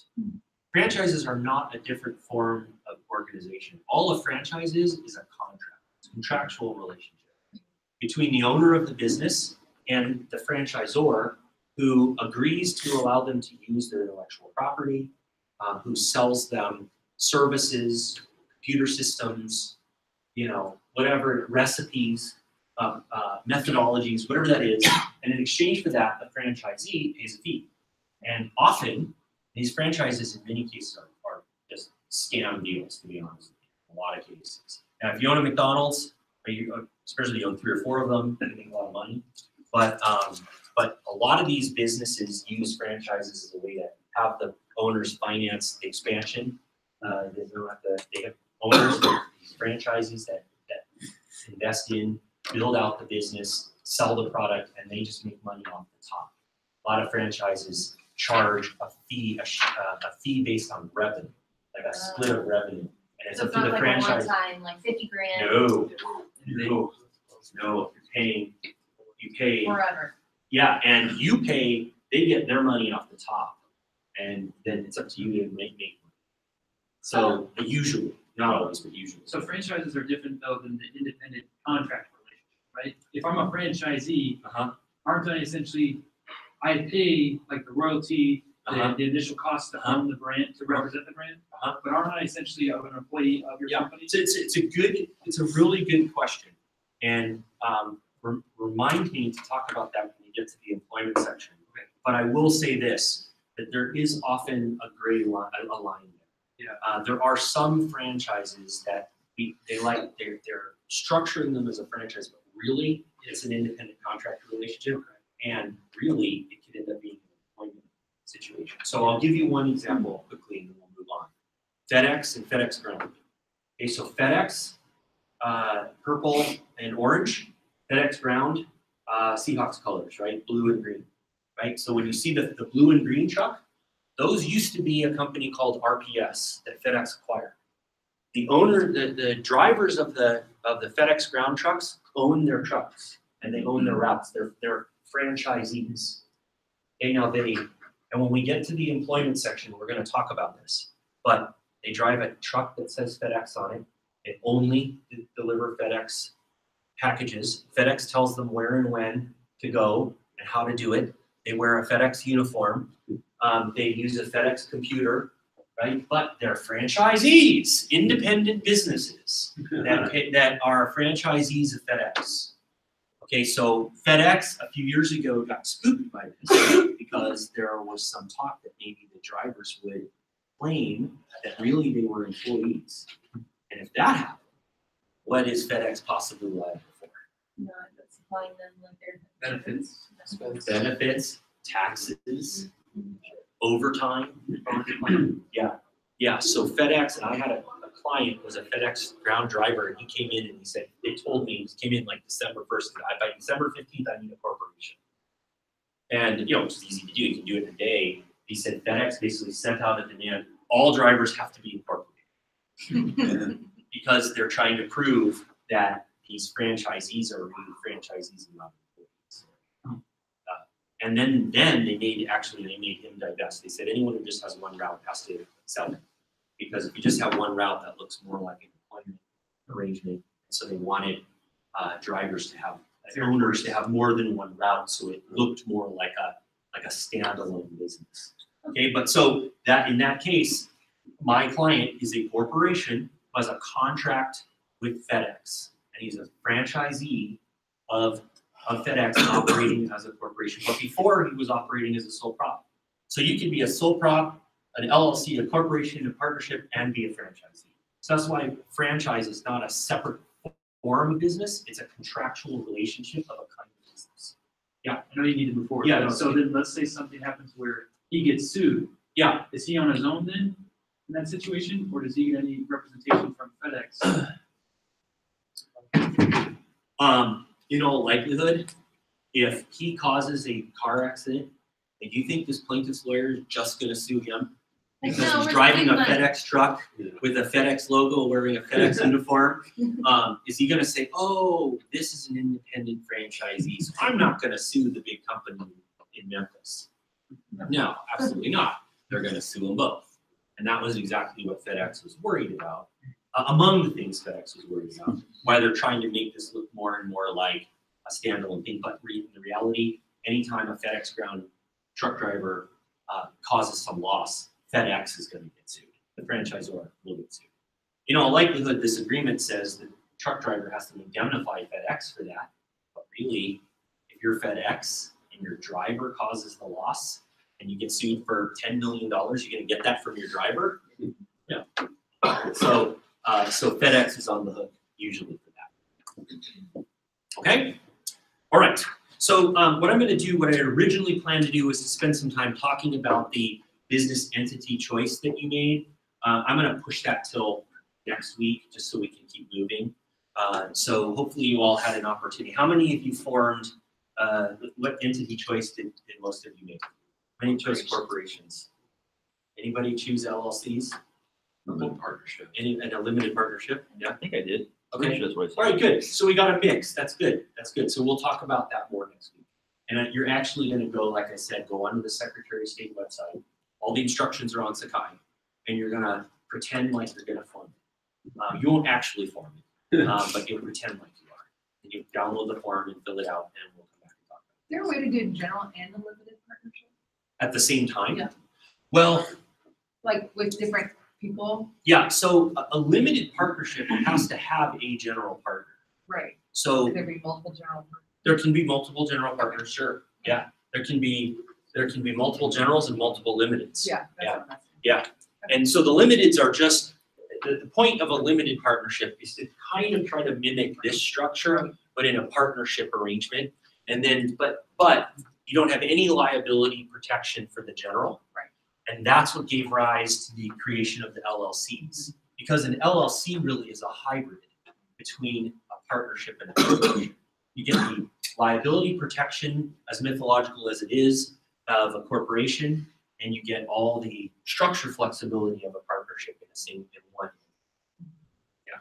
So what usually is the main form of like specialty professions, like dentist, orthodontist, Lawyers. you? Yeah, there's actually a separate, there's professional versions of these. Okay. So there's a professional corporation, and then there are PLLCs, and they're limited to professional, to doctors, lawyers, accountants can form them, and they're basically just what we call professional versions of those. Not all states have them. So, and you'll see that sometimes when you go to your dentist and it'll say PLLC behind, or PC, or PS is another one. Yeah, They mean the same thing. Okay? Okay, so we'll come back to your choices next time. How are we doing? We got 15 minutes. 15 minutes, okay. Thank you. I still think we're covering the vast majority of the stuff. We're just kind of moving a little bit faster. So hopefully, if you have any questions because we're moving faster, feel free to email me or start a forum topic or whatever. We'll take care of it. But we're doing actually pretty well. I think we can do the strategy a little bit faster than we did the entities. Okay, so our strategy this week is compliance. So how does compliance, so what did we talk about last week? What was the strategy last week? Avoidance. What's the main difference between avoidance and compliance? Avoidance, you're trying to avoid the law. Compliance, you're at least theoretically doing what you have to abide by the law. Okay, yeah. Anyone else? Unnecessary evil. Okay, you view it sort of as a necessary evil. It's there, but in avoidance, you just ignore it. In compliance, you come up with some system to try to comply with it, to do your best to follow the law, but you don't use it very strategically necessarily. You just try to comply as a necessary evil. All right. So did anybody have a chance, and we won't have time to go through this in super detail, to look at the federal sentencing guidelines? Yeah. Yeah. What'd you think? It's pretty. Yeah. Why would the federal sentencing guidelines? So this is the book that the judges use when they are sitting up there about ready to sentence you to jail time or to fine your company for something that you did wrong. Why would the federal sentencing guidelines have in them a prescription for a compliance program. Shows you what to avoid. Okay, shows you what to avoid, that's true, but why would the sentencing guidelines necessarily? So so we're talking here about deciding how much jail time or how much fine you're supposed to pay. Why would they have a compliance program outlined in there?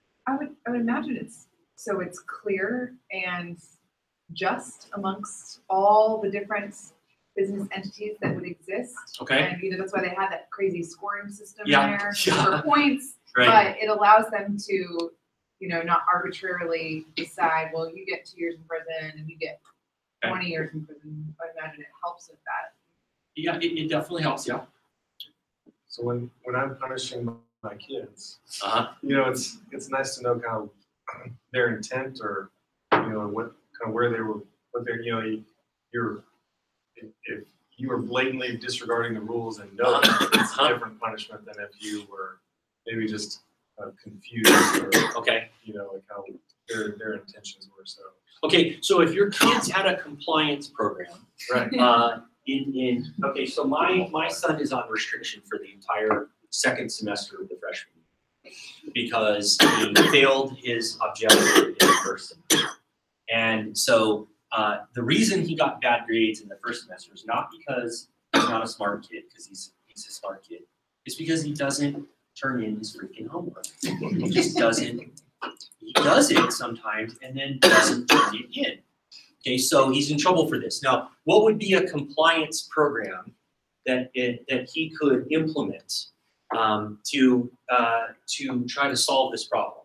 Some policies and procedures. Yeah, and what would those policies and procedures say? What kinds of things? Okay, you must turn it in this time. Yeah, what else? Well, I mean, you could set up a Google Calendar. Okay. Use Right. the syllabus to feed How you're it. gonna monitor and audit. He can set up a Google Calendar. Maybe he might actually write something down that his teachers tell him, so that later he knows what dates are due. And maybe he might try that. Now, if he did all of that and still got bad grades, do you think that his punishment should be greater or lesser because of that? Greater, you have the plan laid out for it. Yeah, okay. Right? Okay, but if you try, if you made a plan, It's getting like and points you for still, and you just, yeah, right. If you made a plan, and despite all those best efforts, you still failed. Is the failure different? Does that feel different than it would if you just did what he did, which was just blow it all off, right? Yeah. Okay, so the point, so the point here is that we want to encourage compliance, and if you comply or try to comply, and still something bad happens, you're going to get some credit for trying. And that's what the federal sentencing guidelines are doing. We start with 5 points, and if you have a good compliance program, the multiplier goes down. So the federal sentencing guidelines are sort of acknowledging this point that we want to encourage compliance, and if somebody complies and still causes a problem, we will take that into account when we decide their punishment. So we're saying we're not going to punish people as hard if they try to comply.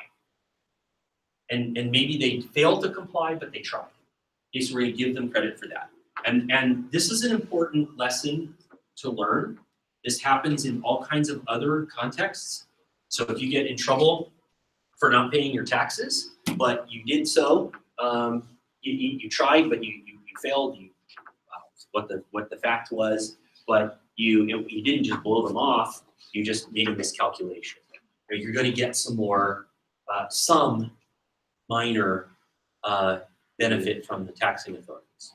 Okay, but so the story I told on Tuesday, and I'll tell you quickly, is I had a client who his wife was his office manager, and he ran the front part of the business, doing all the work, and she was supposed to run the office. And it turns out that the wife has a gambling problem and would take the money out of the bank account to go to the casino. And then when the IRS notices came in saying your payments are late, she stuck them in a drawer. And eventually one day he comes in and his bank account is empty. The IRS has come in, garnished everything, levied everything out of his bank account. And that's what he calls me. Now, in his case, he got no benefit whatsoever. No benefit, no break at all. Had to pay all the taxes, all the penalties, all the interests, because it was as if he had done that. Okay, now what could he have done from a compliance perspective to try to alleviate this? What that he didn't do? So hire someone else. Hire someone else, yeah. Just oversight. Oversight, supervise, right? Audits. What's that? Audits. Audit. There's control procedures that you can put into place. Generally you don't have the person who opens the mail be the same person that does the books, right? I mean, this is a very normal control procedure. You don't let the person who writes the checks reconcile the bank statement. Those are two separate functions. Same And thing so- in payroll. Right, and so all of this is not done because it's husband and wife. There's a trust. There's an agency relationship that was breached, and the principal's liable. He was sleeping with her, that's the problem. Well, yeah. So, but this. I always tell this story because the number of times that I hear from people come into my office, it was somebody I met at my church. I really trusted them. It was my brother. Trust It is was not a control. my wife, right? So you can trust, right? Trust but verify. So you still have to use all of the same types of things that you would do if it was someone that was off the street when it's someone that you trust. And that's the kind of the lesson of both segment A, agency, and what we're talking about here with compliance. A compliance program is a necessity even if it's all trusted people. All right? Okay, so how much time do I have? 5 minutes? 7 minutes? Any questions on this? That was the sum of what I wanted you to get out of it. So I kind of went to the punchline. Any questions on the sentencing guidelines or anything? Okay. All right, so let's move on to Sarbanes-Oxley. Just quickly, Sarbanes, we kind of talked about it a little bit. Sarbanes-Oxley was a reaction to Enron, WorldCom, a bunch of other crises that happened around the same time. And what did Sarbanes-Oxley do? What was it? How did it try to solve the Enron or WorldCom problem?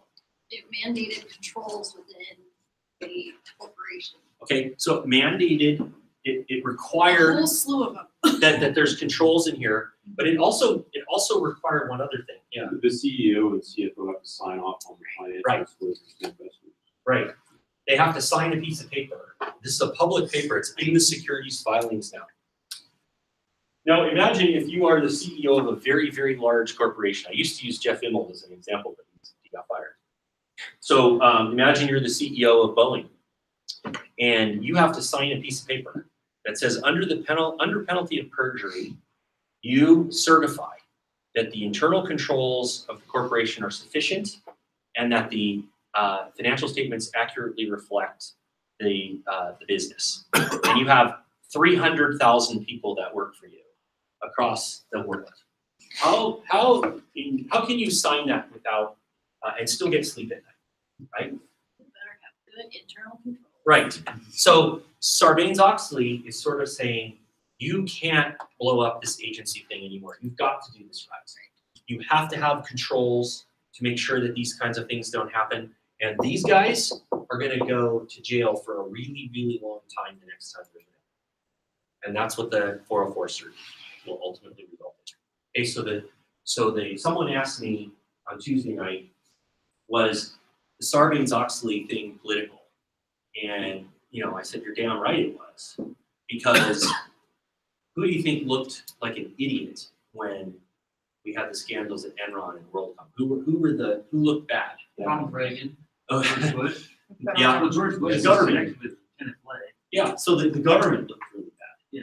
Right? The government looked like it was asleep at the switch. And in Madoff, who looked bad? The SEC. Okay? So when the government looks bad, they worry about getting kicked out of office. So what do? They take some kind of action. And this was how the government reacted to those problems. Okay? And it was, some people think, and I don't have a huge opinion on this, but there's a lot of commentators who will say that Enron could happen again just as easily with Sarbanes-Oxley in place as it could before. The difference is now prosecutors have a lot more that they can go. You cannot use this plausible deniability argument. You can't say I didn't know. Fastow lied to me. The skilling and lay defense is gone now with Sarbanes-Oxley. And that was the reaction, the ultimate reaction, political reaction to all this crisis that happened in those scandals. Okay, so what it means is from a compliance perspective, when we talk about the strategy of compliance, if you are a company that SOX applies to, which is publicly traded, basically, what does it say about the compliance strategy? Can you any longer adopt an avoidance strategy? Right? What's the baseline now? Compliance is your baseline. It's legally your baseline. Okay, so that was a very big difference. You do not have nearly as much latitude to adopt an avoidance strategy, even though companies like Uber still do it. Okay, in some things you can't be as aggressive anymore as you used to be able to. Okay. All right. Lastly, strategic non-compliance. Well, the stock's really that effective because 6 years later you have the credit default swap prices. Right. Yeah, which was another breakdown in the system, right? And so Sarbanes-Oxley, though, didn't prevent the credit default swap. There was no violation of Sarbanes-Oxley. That was just a lot of really stupid betting, right? It was systemic mispricing of risk is what it was. And there's no rule against making a bad bet. And what happened in 2008, because I was part of that business, I was in the subprime mortgage business. One of my jobs was to create subprime mortgage bonds. The bonds themselves were bad. We made shitty loans, right? We all did. Everybody knew it. They were crappy loans. Credit quality was bad, and we all knew that. And it's not a crime to make a bad loan. It's also not a crime to package all those loans and sell bonds secured by those loans. That's not a crime either. It's also not a crime to then take the bonds that you can't sell and put those in another trust and then sell bonds against that. And it's also not a crime to then sell credit insurance against the default of those bonds multiple times on the same bond. None of that's illegal. It's all incredibly stupid, and it was systemically disastrous when it all fell apart. You had $20 to $30 wagered on every dollar of equity in the house on the loan. And when those defaults started dropping, and they started losing money, taking losses, and for every dollar of loss at the mortgage level, you lost $20 to $30 in the economic system. That was just high. The Fed didn't recognize this. The government didn't recognize this. It's a systemic agency failure. Yeah. I'm hearing more about like car loans to become an issue now. Is it the same principle basically of what's happening? Yeah, and student loans too. Yeah. Yeah, that was a lot of people are saying student loans is the next one, the next shoe to drop, but car loans as well, because car companies are totally reliant on subprime loans. You know, they sell cars. They can only sell cars to people who can't afford to buy them unless they can borrow, and the credit quality of the borrowers is super low. So yeah, I think in the next blip in the economy, people are going to start defaulting on their car loans, their student loans, and their mortgages. There's another bubble going on in mortgages right now. Credit quality is better, but there's still a bubble there. So yeah, we haven't learned our lesson at all. It's going to happen. It's going to happen again, just in a different market. Okay, just real quick, strategic non-compliance. So the article mentions two examples of this, because remember that in this chart, the strategic opportunity for the compliance strategy is, they say, limited to cases of strategic non-compliance. So, and they give us two examples in the article. One is that we talked about a little bit already, the UPS that purposefully pays the fees for the drivers, the parking fees, and the other one being a company that rejects the payment of a valid royalty in order to prevent other lawsuits for the same problem. Now, do you see those as the same kind of strategic non-compliance? What's different? between those two? There's like a fundamental difference between those two. What is it? I feel like one, they're coming due and kind of giving what is owed. Okay, they're paying what's owed, So right? they're paying what's owed, and the other one, they're not paying what's owed. Okay, Out of a principle knowing that the legal system, they're almost using the legal system against itself. Right. So that they just, right. Yes, we know that you should get paid, but we're gonna argue long enough for you just to not care. Right, and not only that, not just that, that's true, but what they're really trying to avoid is if they give in to you, if they pay you, then they have to pay everybody else. And so they're adopting a system that made a hard-ass system so that people are afraid to sue them. Okay, that's so they are two different strategies. Do you feel like ethically they're different? Or I mean, they're both examples of strategic non-compliance, but is one ethically more justifiable than the other? Yeah. Yeah. What? Yeah. Just comparing those two. Yeah. I mean, it again depends on your perception, but I mean, I think just looking at that at its face value, just ignoring a parking ticket, then just using the legal system to kind of be your bully, kind of two things I would imagine. Okay. Yeah. In one case, you're legally accepting responsibility. Okay. Right. In the other case, you're denying it.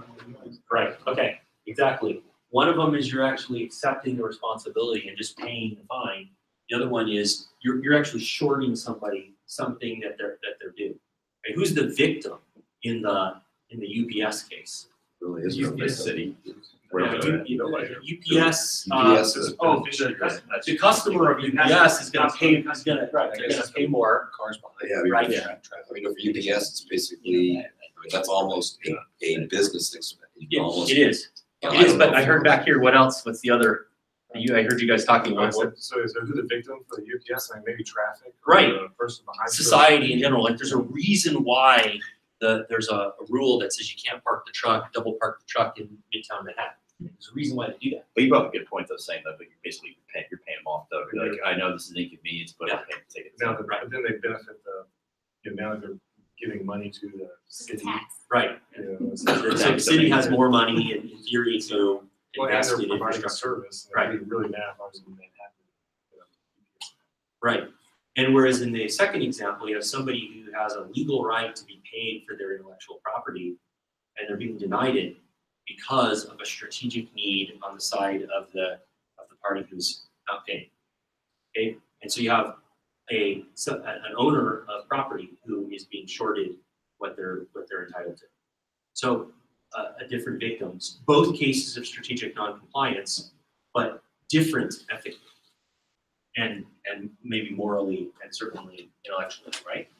So point of that is not, we can talk about these strategies, but they're not all the same. The use of them are not all the same. There are different textures to them. Okay, any questions on that? Sorry, trying to keep things moving along and still give you all the information that I can. So any questions or comments or concerns about any of that? Okay, all right, let's take a 5-minute break. We'll come back, we'll just do a really quick concept check on getting TS, and then we'll do our negotiations. Does everybody have the scenario? Everybody get it? I emailed it out. Yeah, I have hard copies of it too. So, all right, let's take a 5-minute break and we'll come back.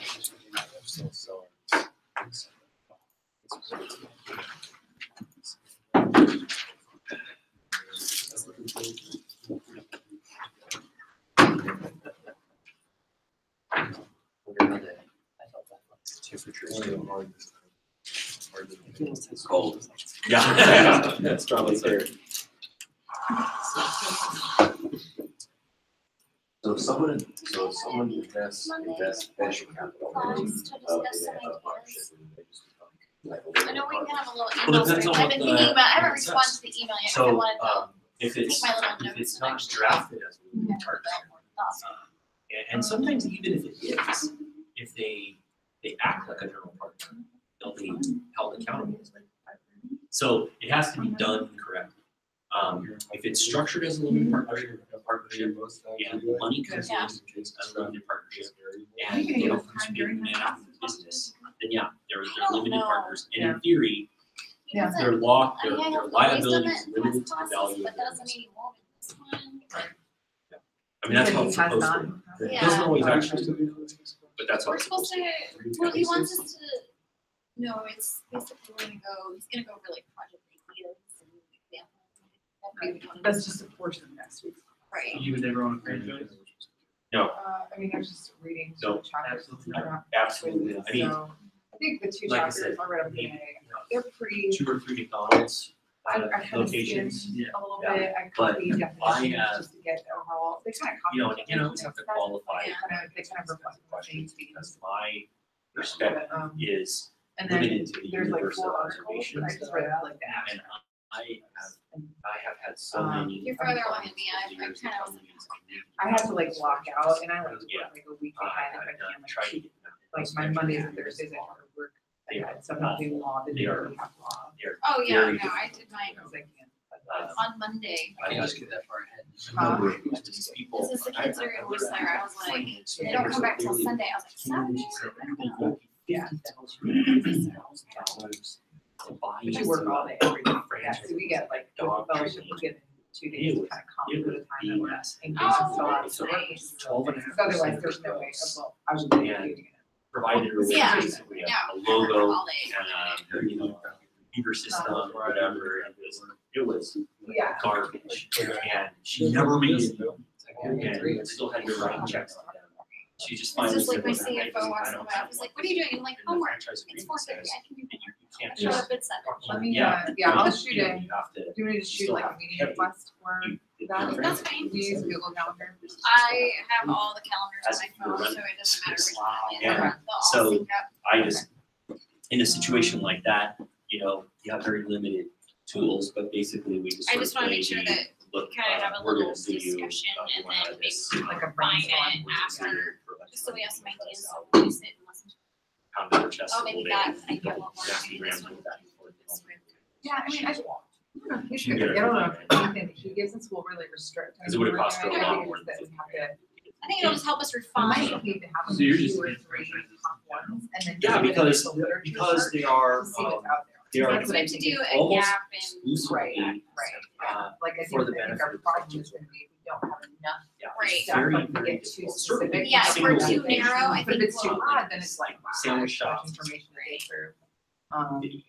So yeah, we just wanna make sure we don't go Subways, either way in the pendulum. There's a few premium ones, you know, And then fast, let's do the this. fast food, We're at this premium much, fast right? food, franchises.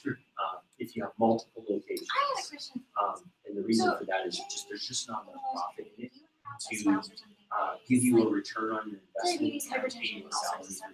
for your And like get You only transferred to a get- there's different only coast, you enough know, family in a franchise. Georgia to JV Electric. Like, how do you guys wrap around here and make sure that Even they're still, they're still being treated for all their symptoms up here like they were down here? So the only way you really. Yeah, Yeah, do you have a question? And I was gonna say, I looked at Taco Bell Water, Uh-huh. and it was, honestly, great word, but the idea was you buy with a franchise, but then you have to buy all your food. Yeah, oh, yeah. That was that one, they made all their money from your. I was Sure, curious. that's a super straightforward. Well, That's why I But we was also like, have a when electronic finally was like, I gotta- That is, Yeah. is everything. So you And can they see it. all- Oh, yeah, you can, well, now, we're changing over, All like close. Madigan is housing the new There it is. EMR, so we're taking over. Yeah. Oh, you're doing, I don't know. So- The store at NK Harbor, the one NK So Harbor you can closed. see It's a prop store. It's- Yeah. Also, it's But, EMR yeah, that's like that's built by. the way Yeah. how they do it. So like, So I was thinking, Kentucky I Fried know Chicken, you guys would have actually, pretty there good was litigation on this. what's Yeah. hard, in like the, outside is, yeah. Yeah, We nothing. can't see what Kentucky Fried happened Chicken over in was primary care because there's that big making wall. them, So it's selling kinda them hard for us to, buckets. You mean So, the EMR? and the The food, gold or- yeah. so, because And- of the and- bucket, they were charging them way more than those costs. And that's- Yeah. Which is really good. Franchise fee was like overcharging them on this. Even if like our Item. Yeah, I think question is like. Yeah, it's, I mean, Really it's specialized. basically, someone comes up with an idea, Yeah. and it's a way to leverage that idea on someone else's capital, could push the risk To on like someone hit that else. especially. Right. Or leverage the growth of that brand. Or the Because solar if, itself. if even McDonald's, if they have They're to gonna get pay it. the cost, And Per the new every store that's open, it would can dramatically. Right. Franchise, you know, they, sales increase, they get their share of sales. And I was just kinda curious also about risk, financial risk is pushed just because you're a franchisor, franchisee. And so, that's why, Yeah. that's why you don't have to are so anxious. I had a lot of little business. Because you wanna open up a location, money. And so when you get someone new and has a lot So, of durable it, all of a sudden. it almost never provides. out for the franchise. It's almost never. Stack of paperwork dropped on the desk like. And the contracts are awful. So will yours interface with Yeah. BMBA? They're doing that. Or is that will be Yeah. able Yeah. Cerner, They- yeah, they're- it's they're because trying to BMBA fosters, as much but it does not. economic There's development ways as that much you- without. Right, Uh, but putting they in, purchase like a lot of the package. stuff that we're doing, so. That's another. So I was just thinking like But it should be fluidity of years care. before. Okay, Retirees don't. all right, let's spend a few minutes on our getting to yes segments here. Okay.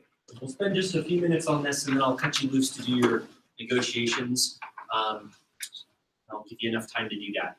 Okay, so last week we started with the kind of the summary of this strategy of the book, and now we're getting into the actual the method, right? And so this is the first chapter, chapter 2. It's the first of the 4 chapters. It goes into the detail of this alternative method of bargaining that they're proposing in this book. And actually, in next week's materials, I found some critical commentary on this strategy. So we're going to look at it from a critical perspective too, right? So I want to make sure we're doing that. I want to make sure you're not just buying everything that's in this book as gospel. This is one theory that's not universally accepted as the only way to do things. So I want to make sure that we're spending some time challenging it intellectually, making sure that we are okay with it, or that we challenge the ideas behind it. Okay, so but with that being said, there's in this chapter we talk about separating the people from the problem. And what's the basic idea here? Why do we need to separate the people from the problem? Yeah. Kind of remove blame.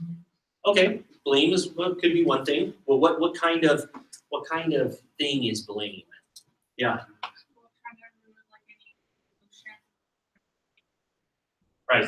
Okay. Right. So we say we have a problem, and we have people, and these people, they might blame each other. They might have emotional reactions to things, and those are different from the actual problem that they're trying to solve. Okay? Has anybody experienced this kind of thing in one context or another? Mm-hmm. Yeah. Anybody have an example of this kind of problem? Yeah.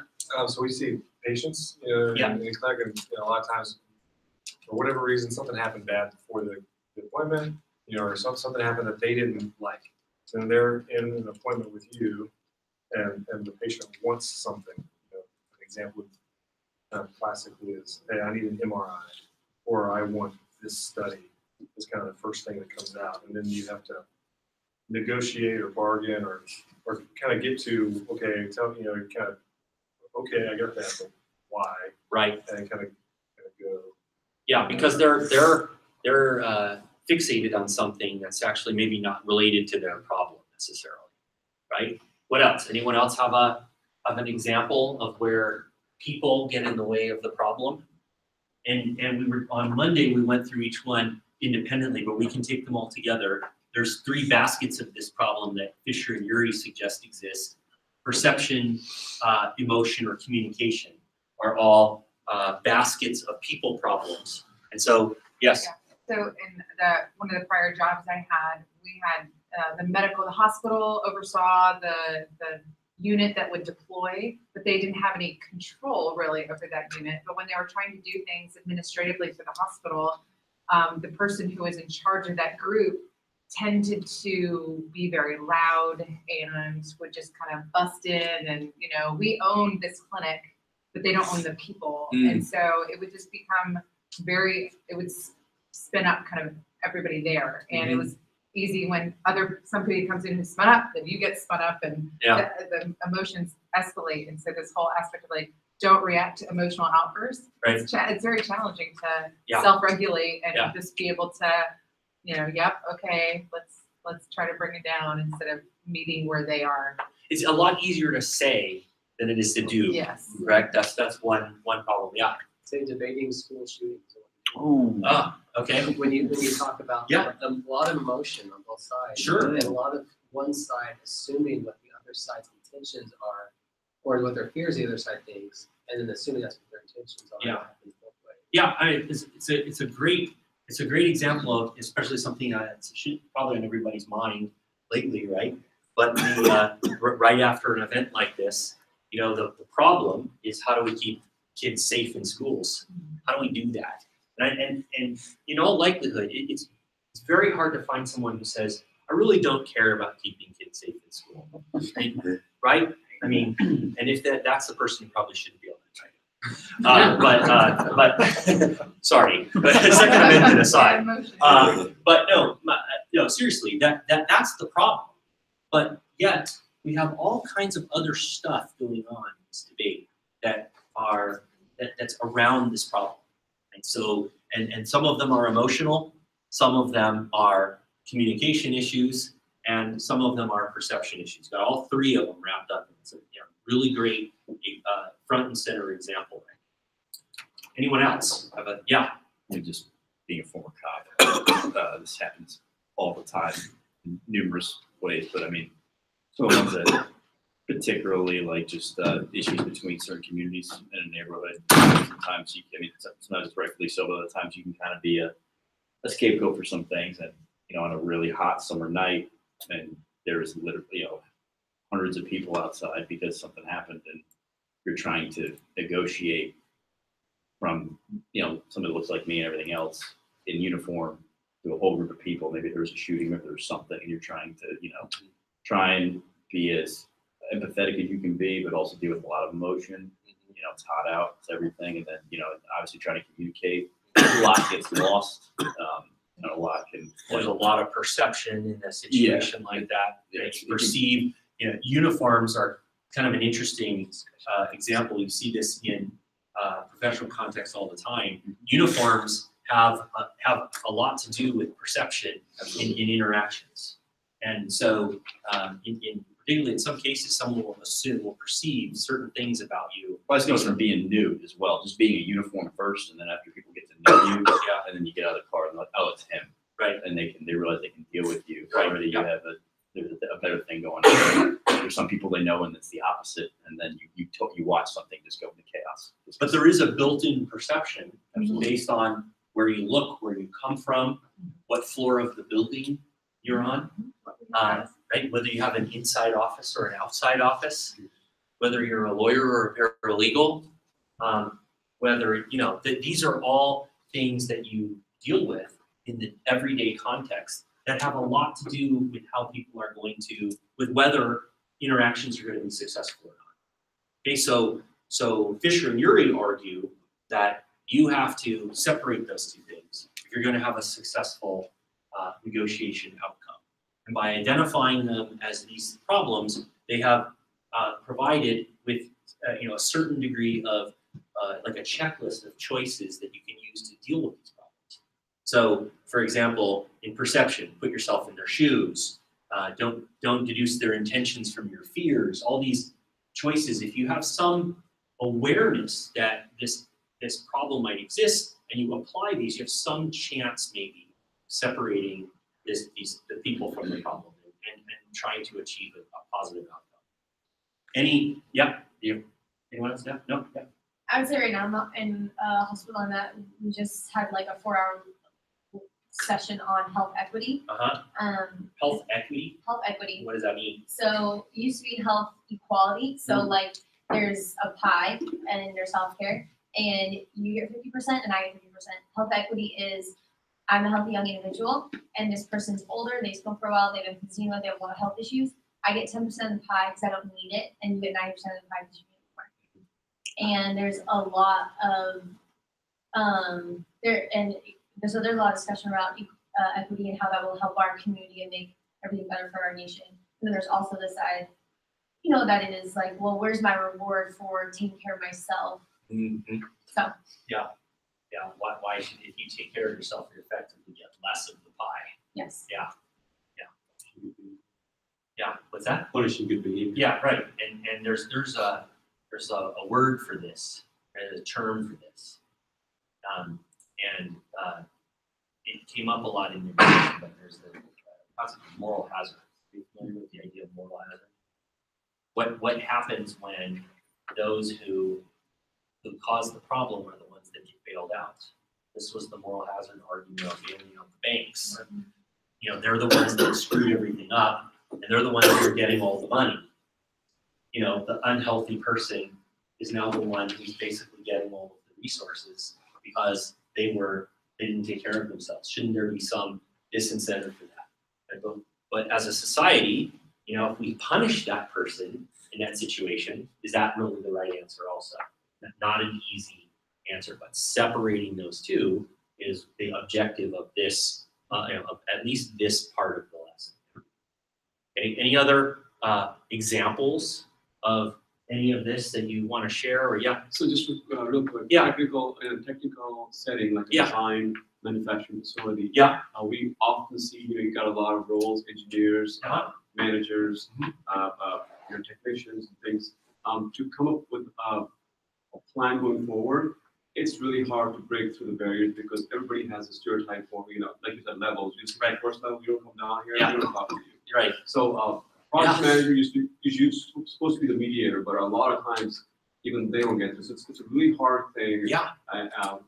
But you know, as you go forward, you have to learn from the mistakes or the things that went better. But it's hard. I mean, usually big industry like Boeing or stuff like that, you can encounter it all the time. Yeah, and I think you know, in the corporate context, at least the corporate context that I was involved in, which might be a bad sample. I always have to account for the possibility that, you know, I didn't necessarily work for the best companies. However, you get involved in these situations. Like, for example, I remember distinctly at one company I worked at, this was in late 2000s, or early 2000s, late, you know, right after the turn of the century. And so if you became a VP, you got a 15-inch monitor. If you weren't a VP, you got a 13-inch monitor. And so your value inside of the company was largely determined by this what size monitor you have. And it sounds really silly, but it's amazing how important that is to people in these contexts. They, you know, the perception of who you are, what floor you're on, office you're in, what size monitor you have, it makes it very difficult sometimes to then, you know, it says it's easy to put yourself in their shoes, but, you know, they are perceiving you as the person with the bigger monitor. You make more money, you have the nicer office, you know, and so it's very difficult, you know, to overcome this in these contexts. It's very easy to say this, very hard to do. Yeah. Any other thoughts before we break up and try our negotiation? Okay. Okay, so let's see, I think that's everything. Yeah, okay. So I'm not sure how this is gonna work. I think hopefully we have an equal number. If we don't, what we'll just do is pair up. If I don't have equal pairings. So what we're gonna do, we did this on Tuesday, and it worked reasonably well. So I'm gonna have, in order to figure out who your negotiating partner is, I'll have you, and just don't do it now in a minute, I'll have you raise your hand if you're blue sky, and just we'll count off.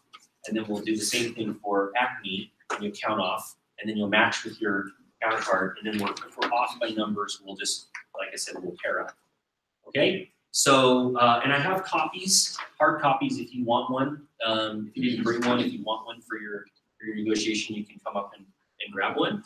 And then I'll cut you loose for 20 minutes or so a little shorter, but I think you can get through it. On Tuesday night, I was noticing it like right after we started. Within the first few minutes, I saw the first handshake. And I thought, wow, that went fast. But then there was another team that was out in the hallway and ended up bringing them back in because they were taking so long. So we'll see how it goes tonight. Okay. So if you are blue sky foods, raise your hand. Blue skies. Okay. Hopefully this works out roughly the same. Okay, I'm gonna have you count off, and then we'll do the same thing for the other. So 1, 2, 3, 4, 6, 7. Okay, 1, 2, 3, 4, 5, 6, 7. Remember your number. Okay, Acme. Who are this? Everyone else? Okay, so 1, 2, 4. 5. 7. we have 8 and 9. Okay, so what we'll do is the two of you pair up with what was the highest number? 7. So 6 and 7. So match up with 6 and 7. So it'll be 6 will have 2 and 7 will have 2. So you'll just match up with the one down. So it'll be 2 on 1 for those negotiations. Okay. All right. Here's hard copies if you need it, and let's come back at 20 after. Okay. I know. There we you're go. blue sky, right? Oh, sweet. I'm 6. But you're blue sky, right? Yes. Yeah, you're blue sky. Yeah. We're acting. Yeah, sure. So 6. But there's 9, there's 9 acmes, and then one says blue sky. I'm 2, I'm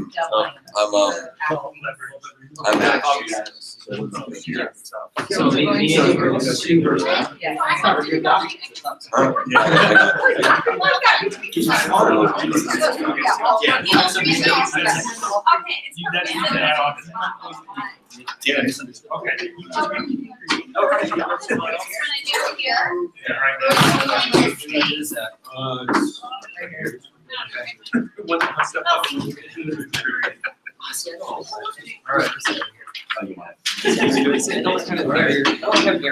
Let's on the same side. True. Okay, now. Did you get the chance to see it? I read it like fast, so I get what I'm Do you doing. wanna read it? I think I know it now. Mike, I think we actually need to talk, because we may have different strategies. Yeah. So we're gonna go have our business Alright, meeting. we're a out in the business hall. meeting. Give me a chance to read it. Can I have a copy of the? You getting teamed up again? Two doctors against me. It's not right. Okay. Okay, so essentially what we're doing. But I mean, you're a cop, which also is lying against you. Yeah. So don't sell yourself. So, They have to treat it. we were for Blue Sky Foods. How's the business going? Because I am a This is fancy going- wine. Great, okay. And what have you been, how's it been using your trucks to like unload and load all your supplies to get, to the store? We've got a pretty big loading dock right now. We noticed that there's some extra space next to us now Mhm. that maybe we can take advantage of. Yeah, great. Yeah, we definitely would love to help you use that, and we think, you'd be a great partnership for us to pass that off to. Good question. Is there a reason the space wasn't sold originally, or the space wasn't sold in a recent transaction? Well, it's because right now we actually have an offer from the company. Okay. Yeah. So we're just, we wanted to, come and check with you first before we gave you a final offer, because you're closer to the space we thought would be useful for you than the company across from you. It's actually the tax company that wants to buy it? No, it's another, I'm shocked that this whole live stream thing actually worked.